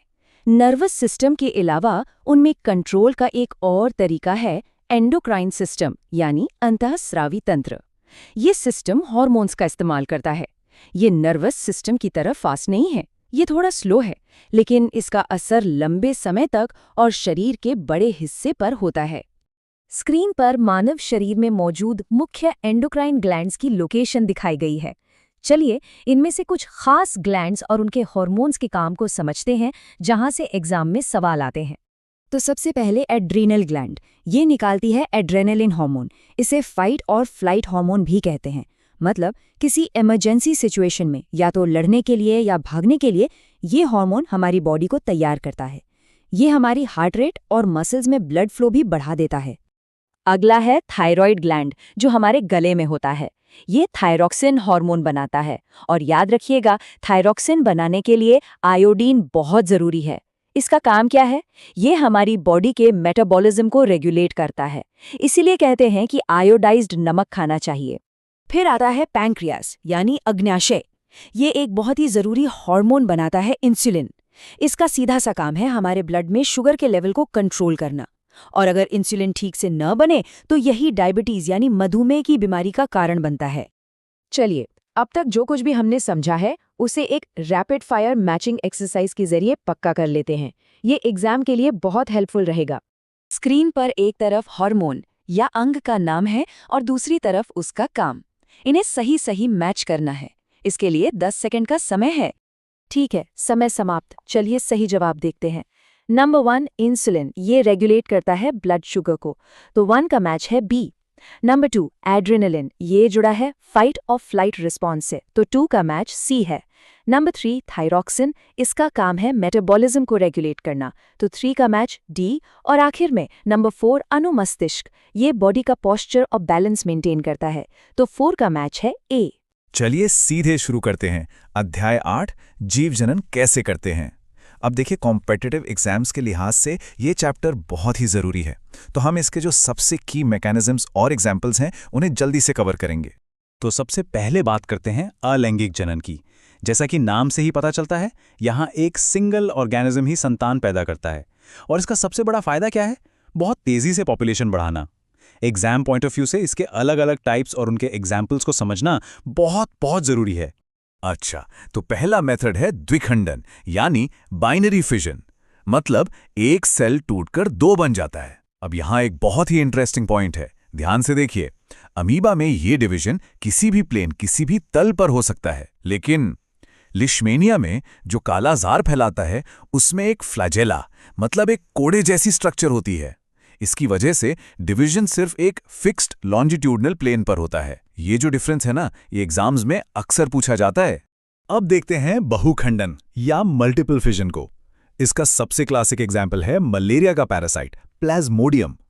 इसमें क्या होता है कि एक सिंगल सेल एक साथ ही बहुत सारी डॉटर सेल्स में डिवाइड हो जाता है और फिर सब एक साथ बर्स्ट होकर बाहर निकलती हैं। सोचिए ये कितनी इफेक्टिव स्ट्रैटेजी है। मुश्किल हालात में सर्वाइव करना और जैसे ही कंडीशंस फेवरेबल हुई एकदम से फैल जाना। अगला मेथड है मुकुलन यानी बडिंग। ये हमें हाइड्रा और यीस्ट में देखने को मिलता है। इसमें पेरेंट की बॉडी पर एक छोटा सा उभार, एक बड निकलता है। धीरे धीरे ये डेवलप होता है और जब ये फुली मैच्योर हो जाता है तो पेरेंट बॉडी से अलग होकर एक नया इंडिपेंडेंट ऑर्गेनिज्म बन जाता है ना? सिंपल पर बहुत ही पावरफुल तरीका अपनी संख्या बढ़ाने का। और फिर पौधों में आता है कायिक प्रवर्धन यानी वेजिटेटिव प्रोपगेशन। इसका एक बेहतरीन उदाहरण है ब्रायोफिल्म का पत्ता। इसकी पत्तियों के किनारों पर छोटी छोटी कलियां निकलती हैं। जैसे ही ये पत्ता जमीन के कांटेक्ट में आता है, ये कलियां नए पौधों में ग्रो कर जाती हैं। इसका एग्रीकल्चर में बहुत यूज है। सोचिए, गन्ना, गुलाब, इन सब के जो डिजायर्ड कैरेक्टर्स हैं वो इसी मेथड से मेंटेन किए जाते हैं, क्योंकि नए पौधे जेनेटिकली बिल्कुल पेरेंट जैसे होते हैं। तो ये तो हुई अलैंगिक जनन की बात। अब चलिए समझते हैं लैंगिक जनन की प्रक्रिया को, और इसकी शुरुआत करेंगे हम फूलों वाले पौधों से। यहाँ कहानी थोड़ी अलग है, क्योंकि इसमें 2 पेरेंट्स का जेनेटिक मटेरियल मिक्स होता है, और इसी से आती है जेनेटिक डाइवर्सिटी, जो किसी भी स्पीशीज के सर्वाइवल के लिए आप जानते हैं कितनी जरूरी है। यहाँ स्क्रीन पर एक बाइसेक्सुअल फ्लावर के मेन पार्ट्स दिखाए गए हैं। देखिए, प्रोसेस शुरू होता है परागण से यानी पॉलिनेशन से। इसमें होता क्या है, जो परागकण हैं यानी पॉलिन ग्रेन्स, वो फ्लावर के मेल पार्ट परागकोश से निकलकर फीमेल पार्ट वर्तिकाग्र पर ट्रांसफर होते हैं, और ये ट्रांसफर हवा से, पानी से या इंसेक्ट्स जैसे जीवों से भी हो सकता है। तो जैसे ही परागकण वर्तिकाग्र पर लैंड करता है, एक जर्नी शुरू होती है। एक पराग नली यानी पोलन ट्यूब वर्तिका से होते हुए ग्रो करती है और पहुंचती है अंडाशय के अंदर बीजांड तक। यहीं पर होता है असली खेल, नर और मादा युग्मक का मिलन, जिसे हम निषेचन या फर्टिलाइजेशन कहते हैं। और इसके बाद क्या? बीजांड बन जाता है बीज और पूरा अंडाशय डेवलप हो जाता है फल में।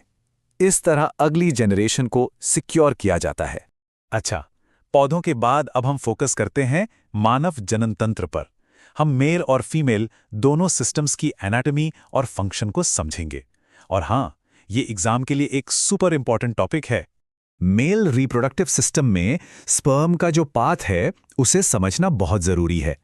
तो स्पर्म बनते हैं वृषण यानी टेस्टीज में, फिर वो शुक्र वाहिनी यानी वास डेफरेंस से होते हुए आगे बढ़ते हैं।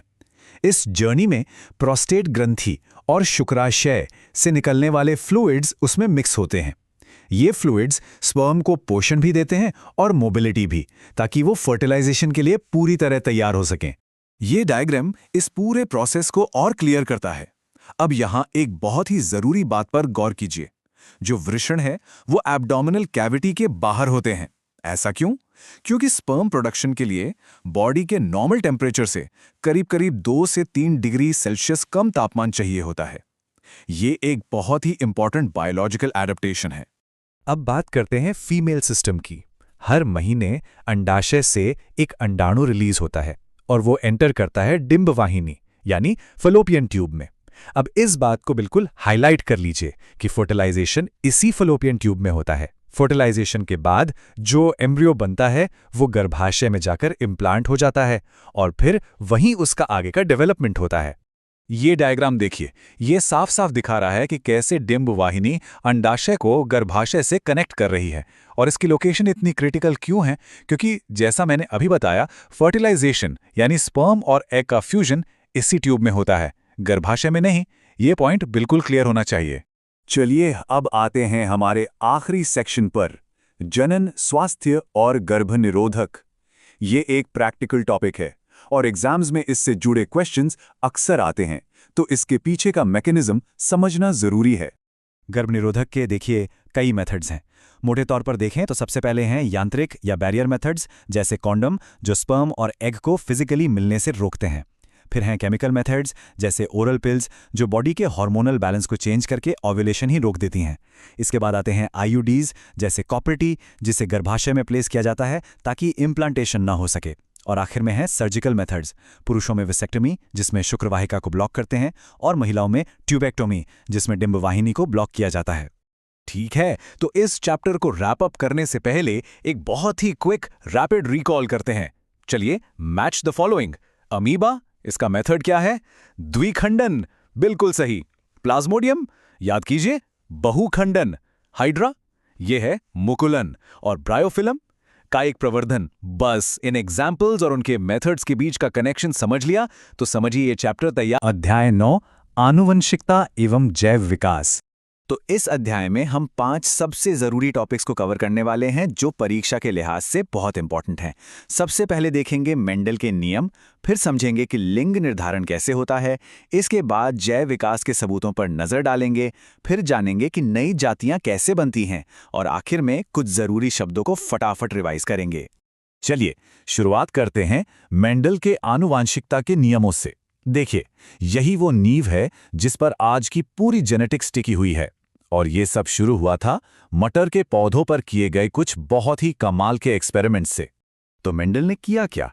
उन्होंने एक शुद्ध लंबा पौधा लिया, जिसे हम कैपिटल टीटी से दिखाते हैं, और उसका क्रॉस करवाया एक शुद्ध बौने पौधे से, यानी स्मॉल टीटी। अब जो पहली पीढ़ी आई, जिसे F1 कहते हैं, उसमें सारे के सारे पौधे लंबे थे, लेकिन जेनेटिकली वो थे टीटी। इससे एक बात तो साफ हो गई कि लंबापन यानी कैपिटल टी बौनेपन पर एक प्रभावी मतलब डोमिनेंट ट्रेट है। पर कहानी यहीं खत्म नहीं हुई। जब इन F1 पौधों में सेल्फ पॉलिनेशन कराया गया तो F2 पीढ़ी में हमें लंबे और बौने दोनों तरह के पौधे वापस देखने को मिले। और यहां सबसे दिलचस्प बात क्या थी? F2 पीढ़ी में जो लक्षण बाहर से दिख रहे थे, यानी फिनोटाइप, उनका अनुपात था 3:1। सीधा सा मतलब है, हर 3 लंबे पौधों पर एक बौना पौधा मिल रहा था। लेकिन जब जेनेटिक लेवल पर जाकर देखा गया तो कहानी कुछ और ही निकली। जो जीनोटाइपिक अनुपात था वो था 1:2:1, यानी एक पौधा था शुद्ध लंबा टीटी, 2 थे हाइब्रिड लंबे टीटी और एक था शुद्ध बौना स्मॉल टी। अब मेंडल सिर्फ एक लक्षण पर रुकने वाले नहीं थे। उनके दिमाग में एक और सवाल था, क्या अलग अलग लक्षण एक दूसरे पर असर डालते हैं? इसी को पता लगाने के लिए उन्होंने 2 लक्षणों को एक साथ स्टडी किया, जैसे बीज का आकार और उसका रंग। इसी को हम कहते हैं डाई हाइब्रिड क्रॉस, और यहीं से उनका दूसरा बड़ा नियम निकल कर आया। और जो रिजल्ट्स आए वो सच में हैरान करने वाले थे।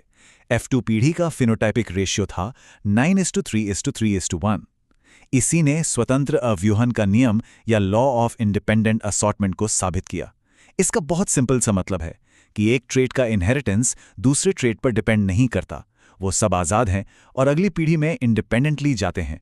तो मेंडल से हमें ये तो पता चल गया कि लक्षण एक पीढ़ी से दूसरी पीढ़ी में कैसे जाते हैं। चलिए अब इन्हीं नियमों को इंसानों के एक बहुत ही खास ट्रेट पर लागू करके देखते हैं, लिंग निर्धारण यानी सेक्स डिटर्मिनेशन, और देखते हैं कि इसमें क्रोमोसोम्स का क्या रोल है। ये समझना बहुत ही आसान है। देखिए, हम इंसानों में 23 जोड़े क्रोमोसोम होते हैं। इनमें से जो 30वां जोड़ा है वही लिंग तय करता है। फीमेल्स में ये होता है XX और मेल्स में ये होता है XY। बस यही वो बेसिक फर्क है। तो फिर बच्चे का लिंग तय कैसे होता है? देखिए, माँ से तो हमेशा बच्चे को X क्रोमोसोम ही मिलेगा, क्योंकि उनके पास सिर्फ X ही है। असली फैसला तो पिता के स्पर्म से होता है। अगर पिता का X क्रोमोसोम वाला स्पर्म एग को फर्टिलाइज करता है तो नतीजा होगा XX यानी लड़की, और अगर Y क्रोमोसोम वाला स्पर्म फर्टिलाइज करता है तो नतीजा होगा XY यानी लड़का। तो ये पूरी तरह से पिता पर निर्भर करता है। चलिए अब आगे बढ़ते हैं और बात करते हैं जैव विकास के सबूतों की। और हाँ, एग्जाम के लिए समजात और समरूप अंगों यानी होमोलॉगस और एनालॉगस ऑर्गन्स के बीच का फर्क समझना बहुत ज्यादा जरूरी है। तो इन दोनों में मेन फर्क क्या है?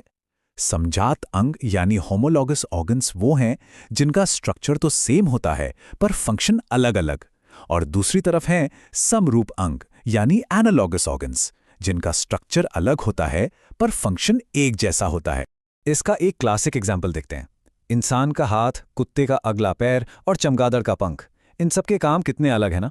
पर अगर आप इनकी हड्डियों का बेसिक स्ट्रक्चर देखें, ह्यूमरस, रेडियस, अल्ना, तो वो बिल्कुल एक जैसा है। ये इस बात का पक्का सबूत है कि इन सबका कोई कॉमन एंसेस्टर यानी एक साझा पूर्वज रहा होगा। अब इसका ठीक उल्टा देखिए, पक्षी का पंख और किसी कीड़े का पंख, काम दोनों का एक ही है, उड़ना, लेकिन इनका स्ट्रक्चर जमीन आसमान का फर्क वाला है। पक्षी के पंख में आपको हड्डियां और पंख मिलेंगे, जबकि कीड़े का पंख सिर्फ एक मेम्ब्रेन जैसी पतली झिल्ली होती है। यह दिखाता है कि इन दोनों ने उड़ने की क्षमता अलग अलग एवोल्यूशनरी रास्तों से हासिल की है। अब बात करते हैं उन प्रोसेस की जो एवोल्यूशन को ड्राइव करती हैं, मतलब नई प्रजातियां आखिर बनती कैसे हैं, और फॉसिल रिकॉर्ड्स हमें इस बारे में क्या बताते हैं। एक नई प्रजाति यानी स्पीसिएशन का प्रोसेस कुछ स्टेप्स में होता है। सबसे पहले आता है ज्योग्राफिकल आइसोलेशन, मतलब एक ही आबादी किसी नदी या पहाड़ की वजह से 2 हिस्सों में बंट जाती है। फिर हजारों लाखों सालों में जेनेटिक ड्रिफ्ट और नेचुरल सिलेक्शन की वजह से ये दोनों आबादियां अलग अलग दिशा में इवॉल्व होती हैं। और आखिरी में आता है रिप्रोडक्टिव आइसोलेशन, यानी वो एक दूसरे से इतने अलग हो जाते हैं कि आपस में बच्चे पैदा ही नहीं कर सकते, और बस बन गई एक नई प्रजाति। फॉसिल या जीवाश्म हमें एवोल्यूशन की कहानी का एक टाइम कैप्सूल देते हैं। होता क्या है कि जब कोई जीव मरता है तो वो मिट्टी या कीचड़ में दब जाता है, फिर लाखों सालों तक उसके ऊपर परत दर परत जमती जाती है और उसके अवशेष पत्थर बन जाते हैं। और इसका एक सीधा सा नियम है, फॉसिल चट्टान में जितना नीचे मिलेगा वो उतना ही पुराना होगा। लेकिन सवाल ये है कि हम किसी फॉसिल की एकदम सटीक उम्र कैसे पता लगाते हैं? इसके लिए साइंटिस्ट एक कमाल की टेक्निक यूज करते हैं जिसे कहते हैं फॉसिल डेटिंग। इसमें वो फॉसिल के अंदर मौजूद कार्बन 14 जैसे आइसोटोप्स का रेशियो नापते हैं। ये आइसोटोप्स एक तरह की नेचुरल क्लॉक की तरह काम करते हैं जो हमें बताते हैं कि वो फॉसिल कितना पुराना है। और आखिर में चलिए जल्दी से कुछ की टर्म्स को रिवाइज कर लेते हैं जो एग्जाम में सीधे सीधे पूछे जा सकते हैं। एक रैपिड रिवीजन। पहला है जीन, ये डीएनए का वो हिस्सा है जो किसी एक खास हेरिडिटरी ट्रेट को कंट्रोल करता है। दूसरा, एलील। ये एक ही जीन के अलग-अलग वर्जन होते हैं। जैसे पौधे की लंबाई वाले जीन के लिए लंबा और बौना 2 एलील हैं। और आखिर में गुणसूत्र या क्रोमोसोम। ये न्यूक्लियस में मिलने वाली एक धागे जैसी चीज है जो हमारी सारी जेनेटिक इन्फॉर्मेशन को जीन्स की शक्ल में पैक करके रखती है। चलिए समझते हैं विज्ञान का अध्याय 10, प्रकाश, परावर्तन तथा अपवर्तन। इस विश्लेषण में हम देखेंगे कि लाइट कैसे अलग अलग सतहों से इंटरैक्ट करती है, कैसे वो टकराकर लौटती है और कैसे एक मीडियम से दूसरे में जाने पर अपना रास्ता बदल लेती है। तो इस पूरी चर्चा को हमने 5 आसान हिस्सों में बांटा है। सबसे पहले प्रकाश और परावर्तन के बेसिक नियमों को जानेंगे, फिर गोलीय दर्पणों और लेंस से बनने वाली इमेजेस को समझेंगे, इसके बाद प्रकाश के अपवर्तन के कॉन्सेप्ट को देखेंगे और आखिर में कुछ बहुत जरूरी फॉर्मूले और लेंस की क्षमता पर बात करेंगे। तो चलिए शुरू करते हैं हमारे पहले टॉपिक से, प्रकाश और परावर्तन के नियम। ये समझना बहुत जरूरी है कि आखिर लाइट किसी भी सतह के साथ कैसा बर्ताव करती है। देखिए, प्रकाश के परावर्तन के ना बस 2 सीधे साधे लेकिन बहुत ही पावरफुल नियम है। पहला, आपतन कोण हमेशा परावर्तन कोण के बराबर होता है, मतलब जिस एंगल पर लाइट की किरण आएगी ठीक उसी एंगल पर वापस जाएगी। दूसरा, आने वाली किरण यानी आपतित किरण, परावर्तित किरण और नॉर्मल, ये तीनों एक ही प्लेन में होते हैं। और सबसे मजेदार बात पता है क्या है? ये नियम हर तरह की चमकने वाली सतह पर लागू होते हैं, चाहे वो एकदम फ्लैट हो या फिर घुमावदार। अच्छा, अब सीधी सतहों से हटकर जरा टेढ़ी-मेढ़ी सतहों की बात करते हैं, यानी गोलीय दर्पण की। ये घुमावदार सतहें इमेज कैसे बनाती हैं?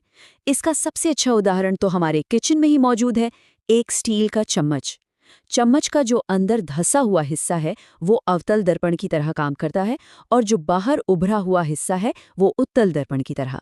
तो गोलीय दर्पण हुए 2 तरह के, एक है अवतल और दूसरा उत्तल। अवतल दर्पण की सतह अंदर की तरफ मुड़ी होती है और ये लाइट की किरणों को एक जगह इकट्ठा करता है, इसीलिए इसे अभिसारी या कन्वर्जिंग मिरर कहते हैं। वहीं उत्तल दर्पण की सतह बाहर की ओर उभरी होती है और ये लाइट की किरणों को फैला देता है, इसलिए इसे अपसारी या डाइवर्जिंग मिरर कहते हैं। अब अवतल दर्पण की जो सबसे खास बात है ना, वो ये कि ये बड़ा वर्सेटाइल है। मतलब आप जैसे जैसे वस्तु को इसके पास लाएंगे, प्रतिबिंब का नेचर बदलता जाएगा। देखिए, जब वस्तु बहुत दूर यानी अनंत पर है तो इमेज फोकस पर एक छोटी सी बिंदी जैसी वास्तविक और उल्टी बनती है, और जैसे जैसे वस्तु पास आती जाती है इमेज बड़ी होकर दूर भागने लगती है।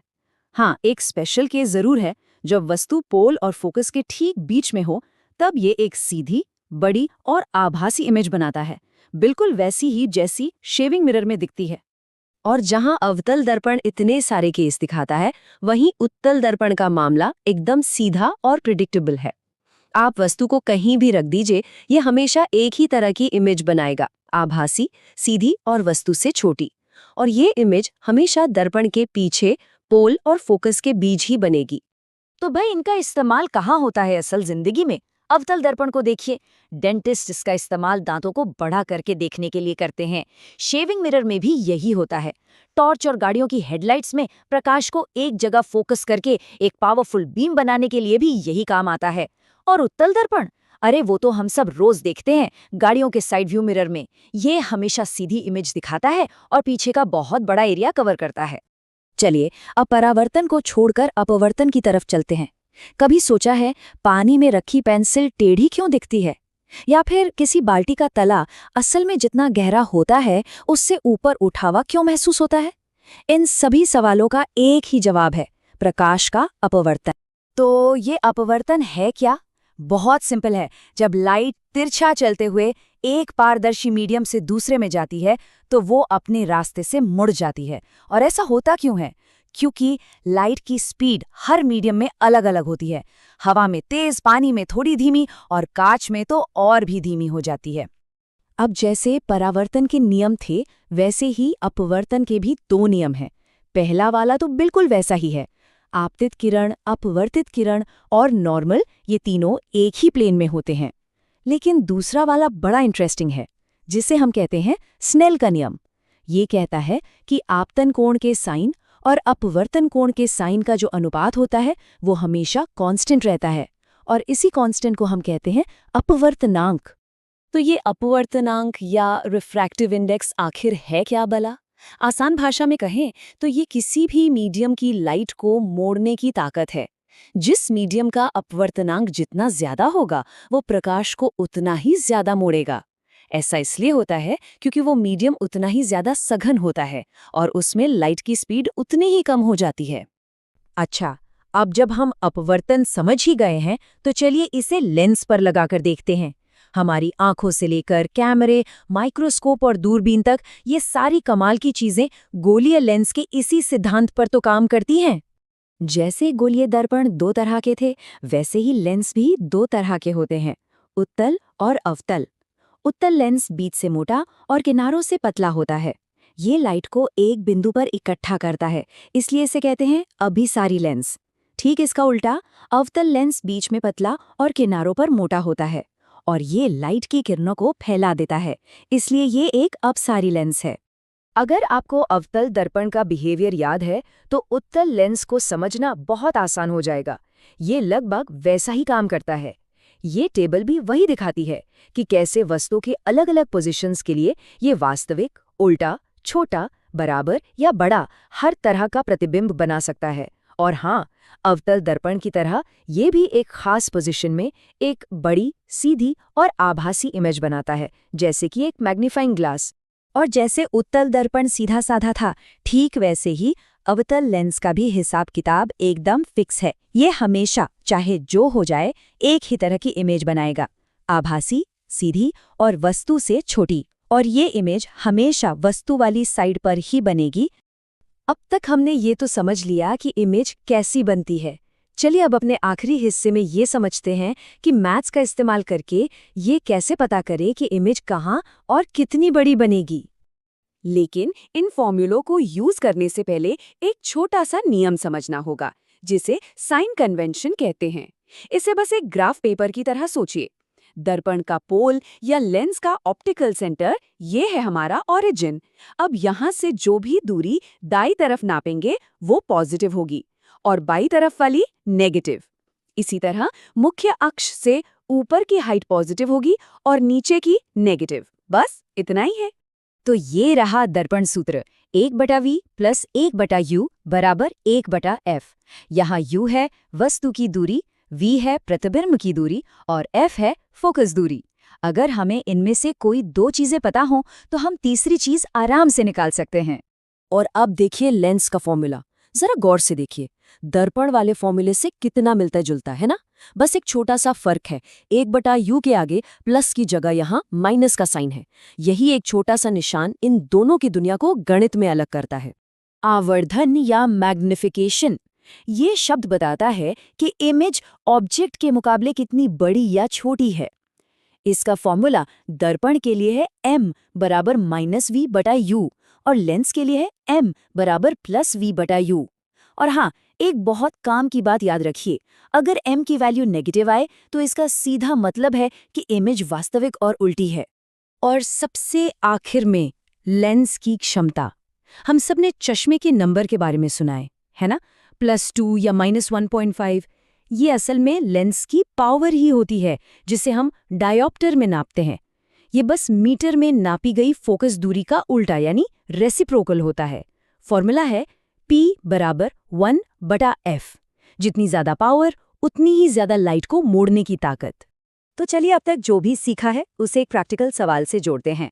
सोचिए डॉक्टर ने +2.5 डायोप्टर पावर का चश्मा लिखा, तो इसका क्या मतलब हुआ? ये कौन सा लेंस है और क्या हम इसकी फोकस दूरी पता कर सकते हैं? ये एक सवाल इस पूरे अध्याय के सार को एक साथ ले आता। चलिए सीधे शुरू करते हैं अध्याय 11 के साथ, जिसका नाम है मानव नेत्र तथा रंग बिरंगा संसार। सबसे पहले बात करते हैं मानव नेत्र की संरचना की। हमारी आंखें एक बहुत ही बेहतरीन कैमरे की तरह काम करती हैं। आइए समझते हैं कि आखिर ये कैसे होता है। तो देखिए, प्रकाश हमारी आंखों में एक पतली झिल्ली स्वच्छ मंडल या कॉर्निया से अंदर आता है। इसके ठीक पीछे होता है आइरिस, जो पुतली के आकार को नियंत्रित करता है। मतलब कितनी रोशनी अंदर जाएगी ये आइरिस तय करता है। फिर ये प्रकाश क्रिस्टलीय लेंस से गुजरता है जिसका आकार पक्षमाभी पेशियां बदलती हैं और आखिर में ये लेंस रेटिना पर एक उल्टी और वास्तविक इमेज बनाता है। यहाँ पे पक्षमाभी पेशियों का काम बहुत ही कमाल का है। जब हम दूर की चीजें देखते हैं तो ये पेशियां आराम करती हैं, जिससे लेंस पतला हो जाता है और फोकस दूरी बढ़ जाती है। और जब हम पास की कोई चीज देखते हैं तो ये सिकुड़ जाती हैं, लेंस मोटा हो जाता है और फोकस दूरी घट जाती है। लेंस की अपनी फोकस दूरी को इस तरह एडजस्ट करने की जो काबिलियत है उसे ही हम समंजन क्षमता कहते हैं। चलिए अब आते हैं इस अध्याय के सबसे जरूरी हिस्से पर, जहां से परीक्षा में सवाल बनते ही बनते हैं, दृष्टि दोष और उनका संशोधन। दो सबसे आम दृष्टि दोष हैं। एक है निकट दृष्टि दोष या मायोपिया। इसमें जैसा कि नाम से लगता है, पास की चीजें तो साफ दिखती हैं लेकिन दूर की धुंधली हो जाती हैं। दूसरा है दीर्घ दृष्टि दोष या हाइपरमेट्रोपिया, जिसमें दूर की चीजें साफ दिखती हैं पर पास की धुंधली। मायोपिया में होता क्या है?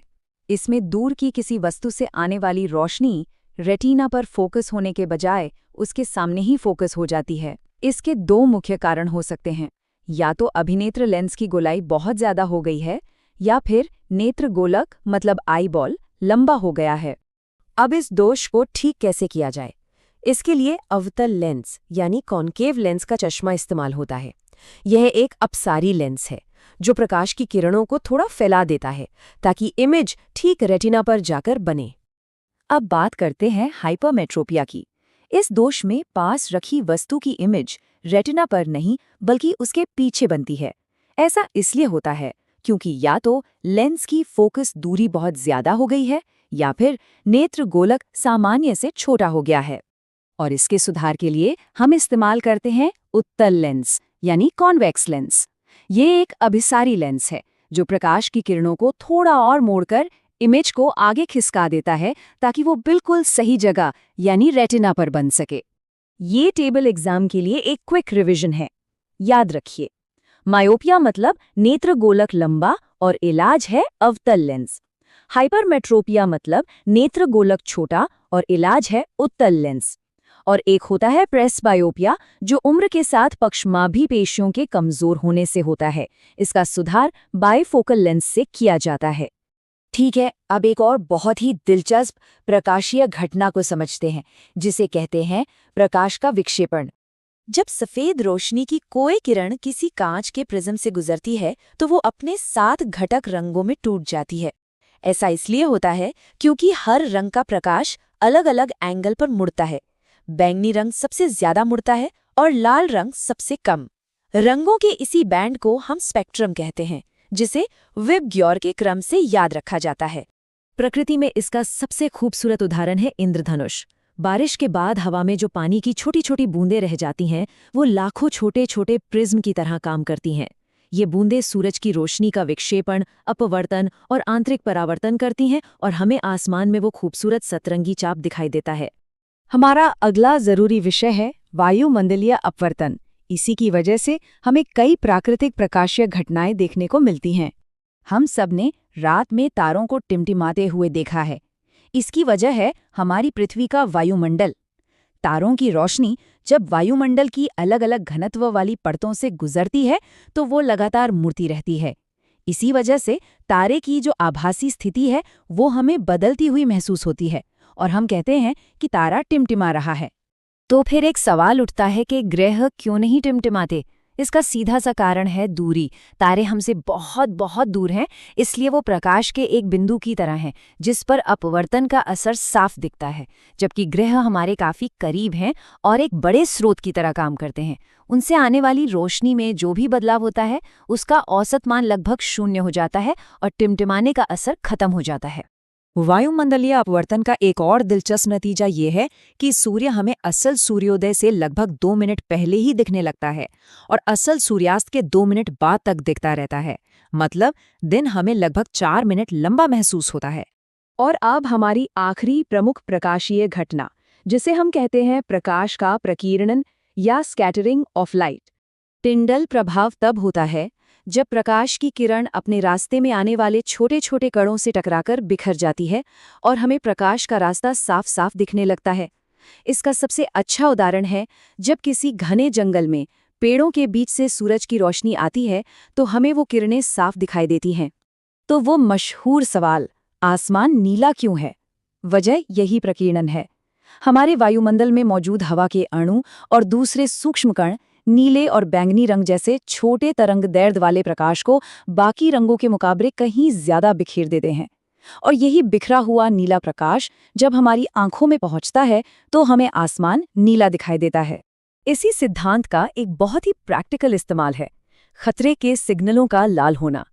लाल रंग की तरंगदैर्घ्य यानी वेवलेंथ सबसे लंबी होती है, इसलिए ये कोहरे या धुएं में सबसे कम बिखरता है और सबसे दूर तक जा सकता है, जिससे इसे दूर से भी साफ साफ देखा जा सके। चलिए इस चर्चा को एक फटाफट अभ्यास के साथ खत्म करते हैं जो आपको परीक्षा में फैक्ट्स याद रखने में मदद करेगा। स्क्रीन पर कॉलम ए में दृष्टि दोष हैं और बी में उनके संशोधक लेंस। जल्दी से इनका मिलान कीजिए। सही जवाब है मायोपिया के लिए अवतल लेंस, हाइपरमेट्रोपिया के लिए उत्तल लेंस और प्रेसबायोपिया के लिए बाइफोकल लेंस। और जाते जाते आपके लिए एक सवाल, ऐसी कौन सी प्रकाशीय घटना है जिसके कारण सूर्योदय और सूर्यास्त के समय सूरज हमें लाल रंग का दिखाई देता है? इस पर जरूर सोचिएगा। अध्याय 12 विद्युत।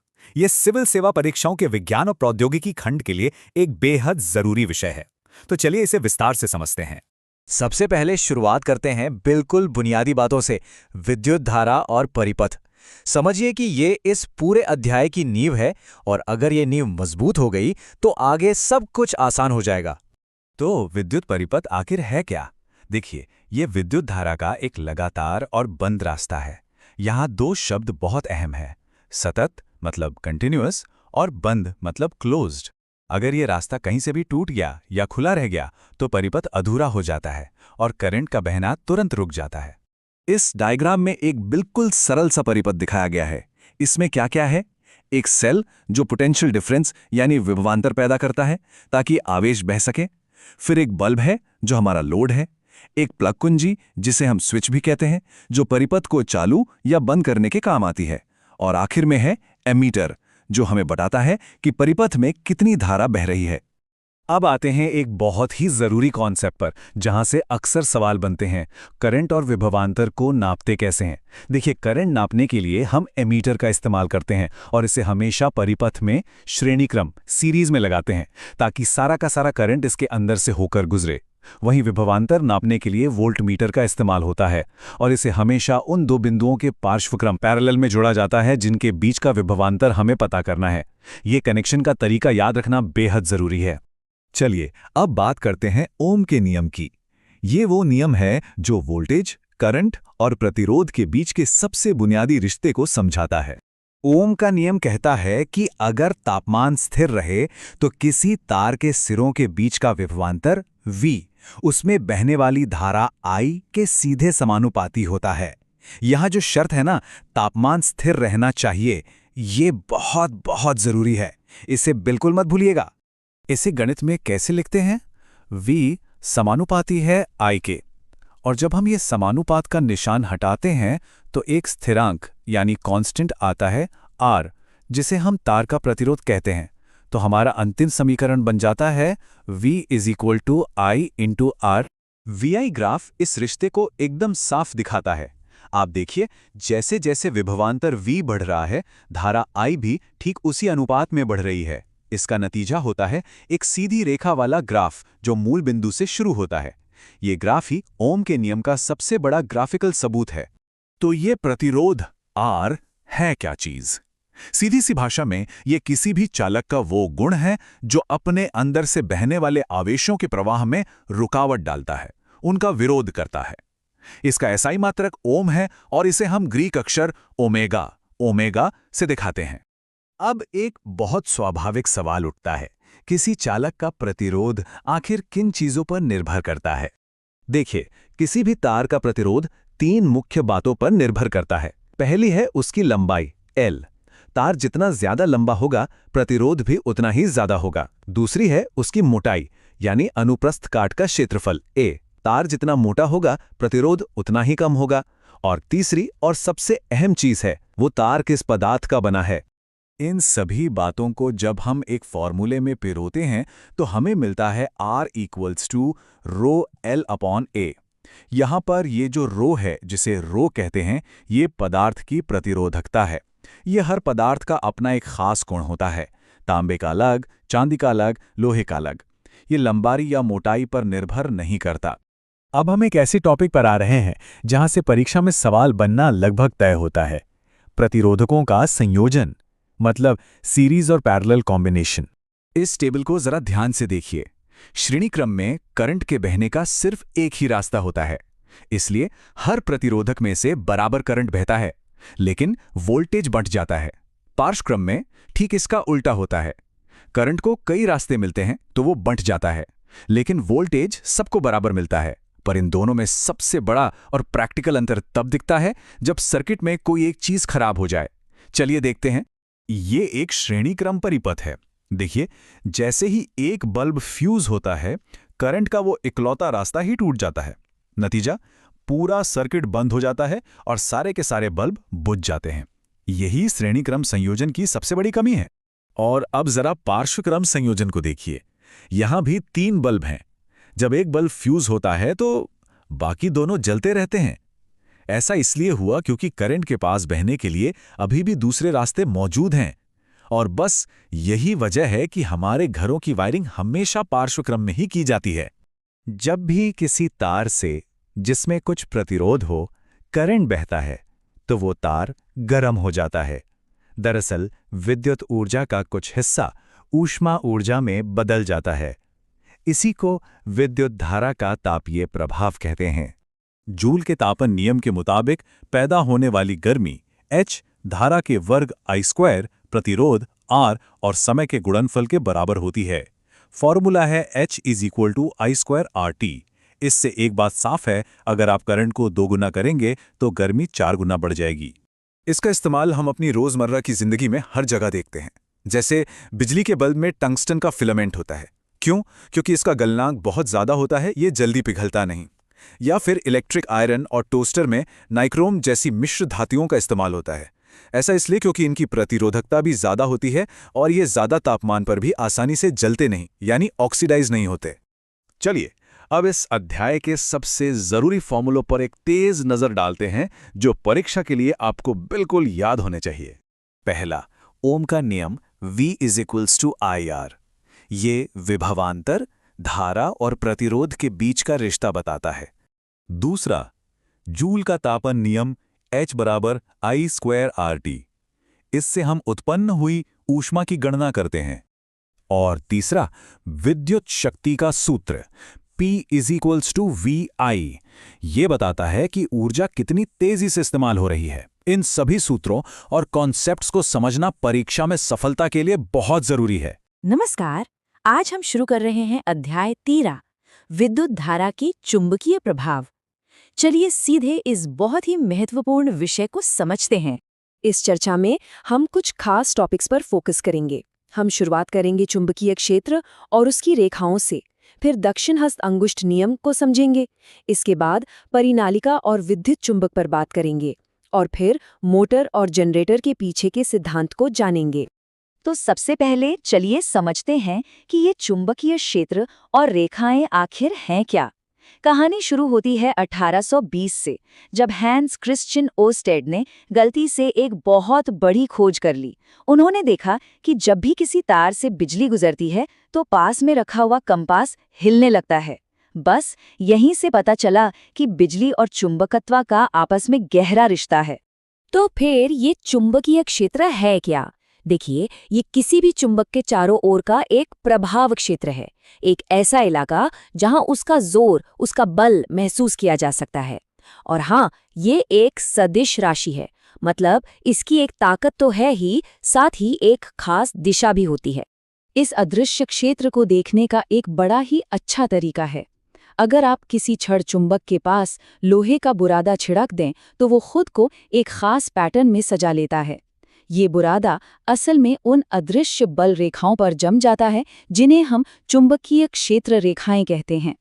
ये रेखाएं उत्तरी ध्रुव यानी नॉर्थ पोल से निकलती हैं और घूमकर दक्षिणी ध्रुव यानी साउथ पोल में समा जाती हैं। अब इन रेखाओं के कुछ गुण हैं जो परीक्षाओं में सीधे सीधे पूछे जाते हैं, तो इन्हें ध्यान से समझिएगा। पहली बात, ये हमेशा बंद लूप बनाती हैं। दूसरी, चुंबक के बाहर इनकी दिशा नॉर्थ से साउथ होती है, लेकिन चुंबक के अंदर साउथ से नॉर्थ। तीसरी बात, जहां ये रेखाएं पास पास होती हैं वहां चुंबकीय क्षेत्र ज्यादा मजबूत होता है। और सबसे जरूरी पॉइंट, जिस पर हमेशा सवाल बनता है, कोई भी दो क्षेत्र रेखाएं कभी भी एक दूसरे को काटती नहीं हैं। क्यों? क्योंकि अगर वह काटेंगी तो एक ही पॉइंट पर चुंबकीय क्षेत्र की दो दिशाएं हो जाएंगी, जो कि हो ही नहीं सकता। ठीक है, तो हमने चुंबकीय क्षेत्र तो समझ लिया, पर सवाल ये है कि अगर किसी सीधे तार में करंट बह रहा हो तो उसके चारों ओर चुंबकीय क्षेत्र की दिशा क्या होगी? इसे पता लगाने के लिए एक बहुत ही आसान नियम है। ये है दक्षिण हस्त अंगुष्ठ नियम। कल्पना कीजिए कि आपने करंट वाले तार को अपने दाहिने हाथ में पकड़ा है। अगर आपका अंगूठा करंट की दिशा में है तो आपकी उंगलियां जिस दिशा में मुड़ेंगी वही चुंबकीय क्षेत्र की दिशा होगी। बस इतना ही। ये नियम बहुत काम का है। अच्छा, सीधे तार से तो काम चल गया, लेकिन अगर हमें एक मजबूत और एक जैसा मतलब यूनिफॉर्म चुंबकीय क्षेत्र चाहिए तो क्या करें? यहीं पर परिनालिका या सोलेनॉइड काम आता है। परिनालिका और कुछ नहीं, बस एक स्प्रिंग की तरह तांबे की तार की कुंडली होती है जिस पर इंसुलेशन चढ़ा होता है। जब आप इसमें से करंट पास करते हैं तो ये बिल्कुल एक छड़ चुंबक की तरह काम करने लगती है। इसका भी अपना एक नॉर्थ पोल और एक साउथ पोल बन जाता है। लेकिन इसकी सबसे खास बात जानते हैं क्या है? इसके अंदर चुंबकीय क्षेत्र रेखाएं एकदम सीधी और समानांतर होती है। इसका मतलब ये हुआ कि परिनालिका के अंदर हर जगह पर चुंबकीय क्षेत्र एक जैसा और बहुत मजबूत होता है। और सोचिए, अगर हम इसके अंदर नरम लोहे का एक टुकड़ा डाल दें तो ये बन जाता है एक शक्तिशाली विद्युत चुंबक, जिसका इस्तेमाल भारी सामान उठाने वाली क्रेनों से लेकर हमारे स्पीकर्स तक में होता है। चलिए अब कुछ और मजेदार देखते हैं कि कैसे बिजली से गति यानी मोशन पैदा किया जा सकता है। इसका एक ही मूल मंत्र है। जब भी किसी करंट ले जाने वाले तार को चुंबकीय क्षेत्र में रखा जाता है तो उस पर एक धक्का लगता है, एक बल लगता है, और बस यही सिद्धांत इलेक्ट्रिक मोटर की जान है। पर यह धक्का या बल किस दिशा में लगेगा? इसके लिए आता है फ्लेमिंग का वामहस्त नियम। अपने बाएं हाथ की पहली 3 उंगलियों को मतलब अंगूठा, तर्जनी और मध्यमा को एक दूसरे के परपेंडिकुलर फैलाइए। अगर तर्जनी उंगली चुंबकीय क्षेत्र फील्ड की दिशा में है और बीच वाली उंगली करंट की दिशा में, तो अंगूठा बताएगा कि उस तार पर बल फोर्स किस दिशा में लगेगा। मोटर कैसे काम करती है ये समझने के लिए ये नियम बहुत जरूरी है। एक मोटर में होता क्या है? एक आयताकार कॉइल को 2 शक्तिशाली चुंबकों के बीच रखा जाता है। जब कॉइल से करंट गुजरता है तो फ्लेमिंग के नियम के मुताबिक इसकी एक साइड पर ऊपर की ओर बल लगता है और दूसरी साइड पर नीचे की ओर। ये दोनों बल मिलकर कॉइल को घुमाना शुरू कर देते हैं। लेकिन कॉइल को लगातार एक ही दिशा में घुमाने के लिए एक और चीज जरूरी है। हर आधे चक्कर के बाद करंट की दिशा को पलटना पड़ता है। ये जादू करता है दिक् परिवर्तक या कम्यूटेटर। ये एक स्प्लिट रिंग जैसा होता है जो करंट की दिशा को ठीक समय पर पलट देता है ताकि कॉइल बिना रुके एक ही दिशा में घूमती रहे। अभी हमने देखा कि बिजली से गति कैसे बनती है। अब इसका ठीक उल्टा देखते हैं, गति से बिजली कैसे बनती है। ये कमाल की खोज की थी माइकल फैराडे ने 1831 में, और इसे कहते हैं वैद्युत चुंबकीय प्रेरण। तो ये वैद्युत चुंबकीय प्रेरण क्या है? बहुत आसान शब्दों में, अगर आप किसी तार की कुंडली के पास चुंबकीय क्षेत्र को बदलते हैं तो उस कुंडली में अपने आप बिजली पैदा हो जाती है। मतलब या तो आप चुंबक को कुंडली के पास हिलाएं या कुंडली को चुंबक के पास, दोनों ही सूरतों में करंट पैदा होगा। यही सिद्धांत जनरेटर का आधार है और इस पैदा हुए करंट की दिशा फ्लेमिंग के दक्षिण हस्त नियम से पता चलती है। तो चलिए एक नज़र में मोटर और जनरेटर का अंतर समझ लेते हैं। ये परीक्षा के लिए बहुत ज़रूरी है।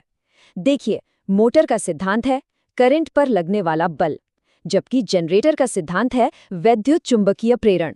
मोटर बिजली की ऊर्जा को मैकेनिकल ऊर्जा में बदलती है, मतलब पंखा घुमाती है, और जनरेटर ठीक इसका उल्टा करता है, वो मैकेनिकल ऊर्जा को बिजली की ऊर्जा में बदलता है। मोटर में कम्यूटेटर करंट की दिशा को पलटता है, जबकि जनरेटर में स्लिप रिंग्स या कम्यूटेटर पैदा हुए करंट को इकट्ठा करने का काम करता है। एक सोचने वाली बात है, मोटर और जनरेटर के ये सिद्धांत 19वीं सदी में खोजे गए थे, पर आज भी हमारी पूरी आधुनिक दुनिया इन्हीं दो बुनियादी सिद्धांतों पर चल रही है। हमारे घरों में 220 वोल्ट पर आने वाली बिजली से लेकर बड़े बड़े कारखानों तक हर चीज की बुनियाद में यही दो खोजें हैं। ये दिखाता है कि इस विज्ञान के मौलिक सिद्धांत कितने शक्तिशाली और सदाबहार होते हैं। अध्याय 14 ऊर्जा के स्रोत। चलिए शुरू करते हैं। आज हम क्या क्या कवर करने वाले हैं उस पर एक नज़र डालते हैं। हम एक आदर्श ईंधन के मानदंडों को समझेंगे, पारंपरिक स्रोतों और उनसे होने वाले प्रदूषण को देखेंगे, फिर बायोमास, पवन, सौर और समुद्री ऊर्जा पर बात करेंगे और आखिर में जियोथर्मल और न्यूक्लियर एनर्जी को समझेंगे। तो सबसे पहला सवाल, आखिर एक उत्तम ईंधन होता क्या है? हम उसे किन पैमानों पर मापते हैं? देखिए, किसी भी अच्छे ऊर्जा स्रोत में 4 बातें होनी ही चाहिए। पहली, वो कम मात्रा में ज्यादा से ज्यादा काम करे। दूसरी, वो आसानी से मिल सके। तीसरी, उसे रखना और एक जगह से दूसरी जगह ले जाना आसान हो। और चौथी, जो कि सबसे जरूरी है, वो सस्ता हो यानी किफायती हो। इन्हीं 4 मानदंडों के आधार पर हम अलग अलग ऊर्जा स्रोतों की तुलना करते हैं। अब बात करते हैं पारंपरिक स्रोतों की, यानी वो स्रोत जिन्हें हम सालों से इस्तेमाल कर रहे हैं, और साथ ही देखेंगे कि उनका हमारे पर्यावरण पर क्या असर पड़ रहा है। इसमें सबसे पहला नाम आता है जीवाश्मी ईंधन का, जैसे कोयला और पेट्रोलियम। इन्हें बनने में करोड़ों साल लगते हैं और इनके भंडार भी सीमित हैं, इसीलिए ये अनवीकरणीय स्रोत हैं। पर सच तो ये है कि आज भी हमारी ज्यादातर ऊर्जा की जरूरत इन्हीं से पूरी हो रही है। लेकिन एक बड़ी समस्या है, जब ये जीवाश्मी ईंधन जलते हैं तो कार्बन, नाइट्रोजन और सल्फर के ऑक्साइड्स हवा में छोड़ते हैं। ये ऑक्साइड्स अम्लीय होते हैं, मतलब एसिडिक, और जब ये बारिश के पानी में घुलते हैं तो ये बनाते हैं एसिड रेन यानी अम्ल वर्षा, जो हमारे पानी और मिट्टी दोनों को जहरीला बना रही है।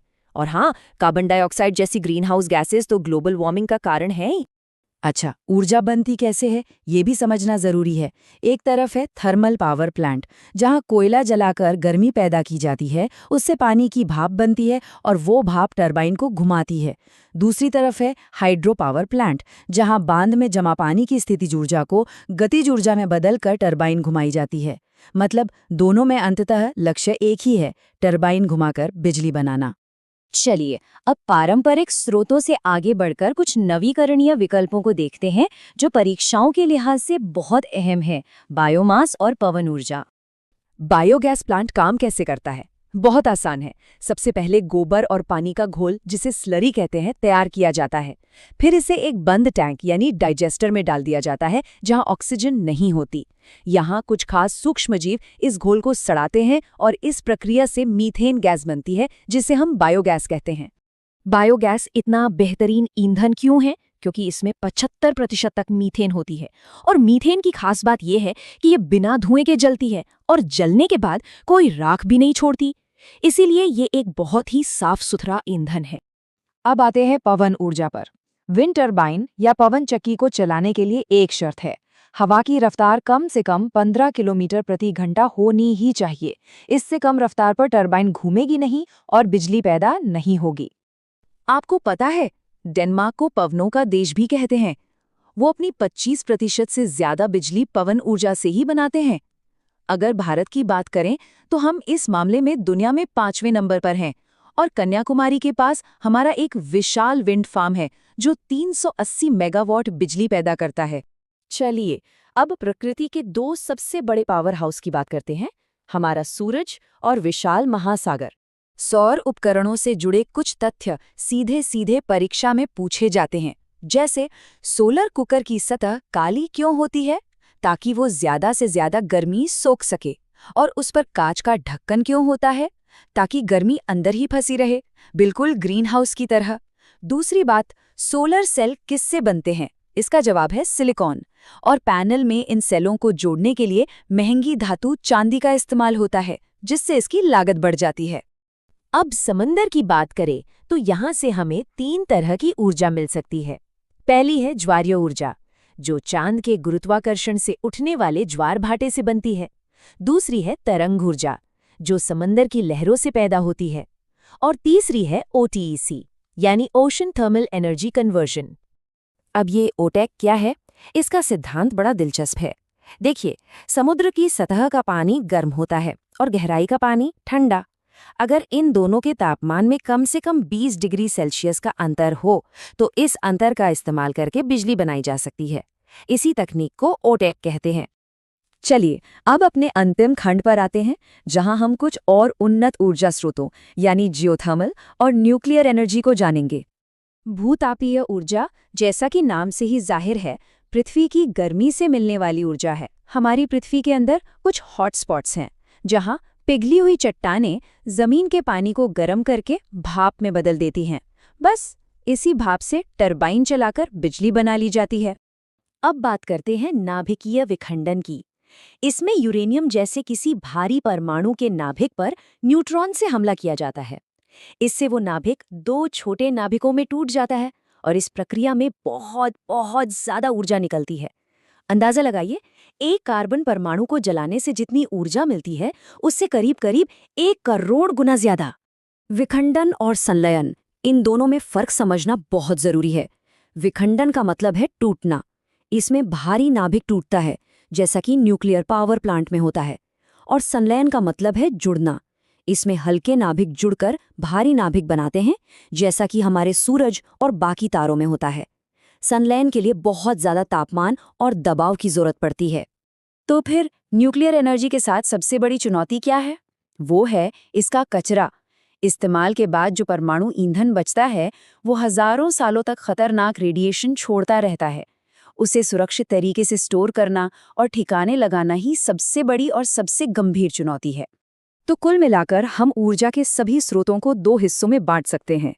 एक है नवीकरणीय स्रोत, जो कभी खत्म नहीं होंगे, जैसे सूरज, हवा, पानी।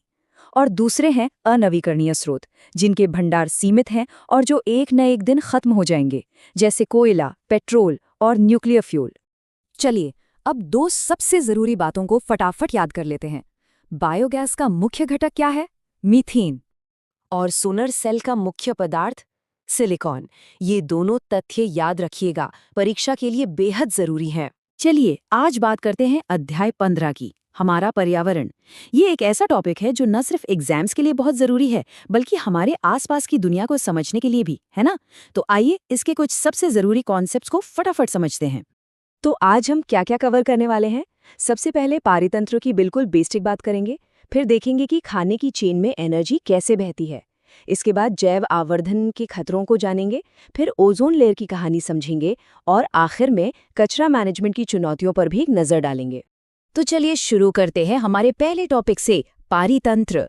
ये आप कह सकते हैं कि एनवायरमेंटल साइंस की सबसे पहली और बुनियादी ईंट है।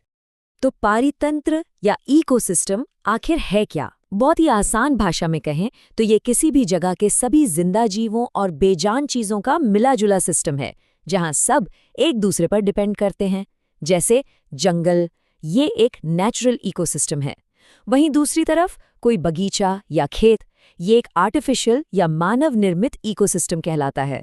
तो कोई भी इकोसिस्टम हो, उसमें 2 ही तरह की चीजें होती हैं। एक तरफ है सजीव यानी बायोटिक कंपोनेंट्स, जैसे हम आप, पेड़ पौधे, जानवर। और दूसरी तरफ है अजीव यानी एबायोटिक कंपोनेंट्स, जैसे तापमान, हवा, पानी, मिट्टी। इन दोनों का बैलेंस ही एक हेल्दी इकोसिस्टम की निशानी है। अच्छा, अब जब हम ये समझ गए हैं कि पारितंत्र में क्या-क्या होता है, तो ये देखते हैं कि इसमें एनर्जी कैसे फ्लो करती है। और ये हमें सीधे ले जाता है फूड चेन और 10% के नियम पर। ये प्रीलिम्स के लिए एक हॉट टॉपिक है, तो जरा ध्यान से सुनिएगा। एकदम सिंपल सा उदाहरण लेते हैं। यहाँ देखिए, घास जो सूरज की रोशनी से अपना खाना बनाती है, उसे हम कहते हैं उत्पादक या प्रोड्यूसर। फिर आती है बकरी जो घास खाती है, तो वो हो गई प्राथमिक उपभोक्ता या प्राइमरी कंज्यूमर। और आखिर में बाघ जो बकरी को खाता है, वो हुआ द्वितीयक उपभोक्ता या सेकेंडरी कंज्यूमर। फूड चेन की हर कड़ी को एक पोषी स्तर या ट्रॉफिक लेवल कहते हैं। चलिए अब एनर्जी के फ्लो को नंबर्स में देखते हैं। मान लीजिए जो प्रोड्यूसर है यानी हमारी घास, उसके पास 1000 जूल सोलर एनर्जी है। लेकिन होता क्या है कि जब ये एनर्जी अगले लेवल पर जाती है, तो इसका एक बहुत बड़ा हिस्सा, करीब 90% हीट के तौर पर एनवायरनमेंट में ही लॉस्ट हो जाता है। तो इसका मतलब क्या हुआ? मतलब ये कि बेचारी बकरी तक सिर्फ 100 जूल एनर्जी ही पहुंच पाई। और ये कहानी यहीं नहीं रुकती। जब एनर्जी अगले लेवल पर जाएगी तो फिर से वही होगा, 90% का लॉस। और आखिर में बाघ तक आते आते सोचिए, शुरुआत की एनर्जी का कितना छोटा सा हिस्सा बचा, सिर्फ 10 जूल। तो इसका निचोड़ क्या है? बहुत ही जरूरी पॉइंट है, याद रखिएगा। हर ट्रॉफिक लेवल पर एनर्जी का सिर्फ 10% ही आगे ट्रांसफर होता है। इसी को कहते हैं लिंडमैन का 10% नियम। और यही वजह है कि फूड चेन्स ज्यादातर 3 या 4 लेवल से लंबी नहीं होती, क्योंकि टॉप तक पहुंचने के लिए एनर्जी ही नहीं बचती। लेकिन इस फूड चेन का एक कह सकते हैं खतरनाक साइड इफेक्ट भी है, और यहीं से कॉन्सेप्ट आता है जैव आवर्धन का, या जिसे हम बायोमैग्निफिकेशन कहते हैं। देखिए, होता ये है कि हम अपनी फसलों पर जो कीटनाशक या पेस्टिसाइड्स डालते हैं ना, वो मिट्टी और पानी में चले जाते हैं। अब प्रॉब्लम ये है कि ये अजैव निम्नीकरणीय होते हैं, मतलब ये आसानी से टूटते नहीं हैं। तो पौधे क्या करते हैं, पानी के साथ साथ इन केमिकल्स को भी सोख लेते हैं, और बस यहीं से ये हमारी फूड चेन में एंटर कर जाते हैं। और फिर देखिए कि ये प्रॉब्लम कितनी बड़ी हो जाती है। जैसे जैसे ये खतरनाक केमिकल्स फूड चेन में ऊपर जाते हैं, इनका कंसंट्रेशन यानी इनकी मात्रा हर लेवल पर बढ़ती जाती है। और क्योंकि इंसान अक्सर फूड चेन के टॉप पर होता है, सबसे ज्यादा जहर हमारे ही शरीर में जमा हो जाता है। इसी पूरी प्रक्रिया को जैव आवर्धन कहते हैं। चलिए, अब जमीन से उठकर थोड़ा वायुमंडल की तरफ चलते हैं और बात करते हैं ओजोन लेयर डिप्लीशन की। ओजोन, जिसका केमिकल फॉर्मूला है O3, असल में ऑक्सीजन के 3 एटम से मिलकर बनता है। अब मजे की बात देखिए, अगर ये हमारे आसपास जमीन पर हो तो ये एक जहर है, लेकिन यही ओजोन जब एटमॉस्फेयर में बहुत ऊपर होती है तो हमारे लिए जीवन रक्षक है। तो सवाल है, ये बनती कैसे है? बड़ा सिंपल सा प्रोसेस है। ऊपर वायुमंडल में सूरज से आने वाली high energy UV radiation oxygen molecule यानी O2 को तोड़ देती है। इससे ऑक्सीजन के 2 अलग अलग एटम बन जाते हैं। फिर ये अकेला एटम एक दूसरे ऑक्सीजन मॉलिक्यूल से जुड़ जाता है और बन जाता है ओजोन यानी O3। तो यहाँ पर एक तरह की लड़ाई चल रही है। एक तरफ है हमारी ओजोन लेयर, जो एक शील्ड की तरह हमें सूरज के खतरनाक यूवी किरणों से बचाती है। इन्हीं किरणों से स्किन कैंसर जैसी बीमारियां होती हैं। और दूसरी तरफ है हमारे बनाए हुए केमिकल्स, खासकर क्लोरोफ्लोरोकार्बन या CFCs, जो फ्रिज और AC में यूज होते थे। ये ओजोन को तोड़कर खत्म कर देते हैं। तो जब 1980 के दशक में पता चला कि ओजोन लेयर में तेजी से कमी आ रही है, तो पूरी दुनिया एक साथ आई। और ये तारीख जरूर याद रखिएगा, 1987। इसी साल यूनाइटेड नेशंस एनवायरनमेंट प्रोग्राम यानी UNEP में एक समझौता हुआ कि CFC के प्रोडक्शन को 1986 के लेवल पर ही रोक दिया जाएगा। ये एक बहुत बड़ा कदम था। चलिए, अब वापस जमीन पर आते हैं और अपने आखिरी टॉपिक की बात करते हैं, कचरा प्रबंधन। मोटे तौर पर कचरा 2 तरह का होता है। एक है जैव निम्नीकरणीय या बायोडिग्रेडेबल, मतलब वो चीजें जो गल जाती हैं, मिट्टी में मिल जाती हैं, जैसे सब्जियों के छिलके। और दूसरा है अजैव निम्नीकरणीय या नॉन बायोडिग्रेडेबल। ये वो जिद्दी कचरा है जो सालों साल वैसा का वैसा ही पड़ा रहता है, जैसे कि प्लास्टिक। इसका एक बहुत अच्छा उदाहरण हमें ट्रेनों में देखने को मिलता है। याद है, पहले प्लास्टिक के कप मिलते थे, वो हजारों साल तक पर्यावरण में पड़े रहते। अब उनकी जगह कागज के कप इस्तेमाल होते हैं।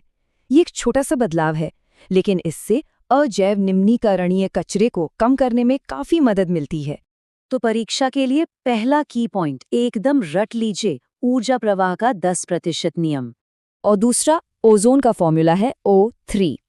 तो ये थे हमारे पर्यावरण से जुड़े कुछ सबसे जरूरी कॉन्सेप्ट्स। इन्हें रिवाइज जरूर कर लीजिएगा।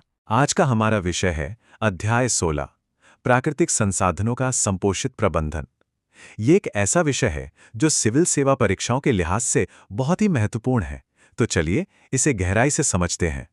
तो चलिए सीधे मुद्दे पर आते हैं, संसाधन संरक्षण के मूल सिद्धांत पर। पहले हम अक्सर 3R की ही बात सुनते थे, लेकिन अब ये मॉडल विकसित होकर और ज्यादा व्यापक हो गया है, जिसे हम 5R मॉडल कहते हैं।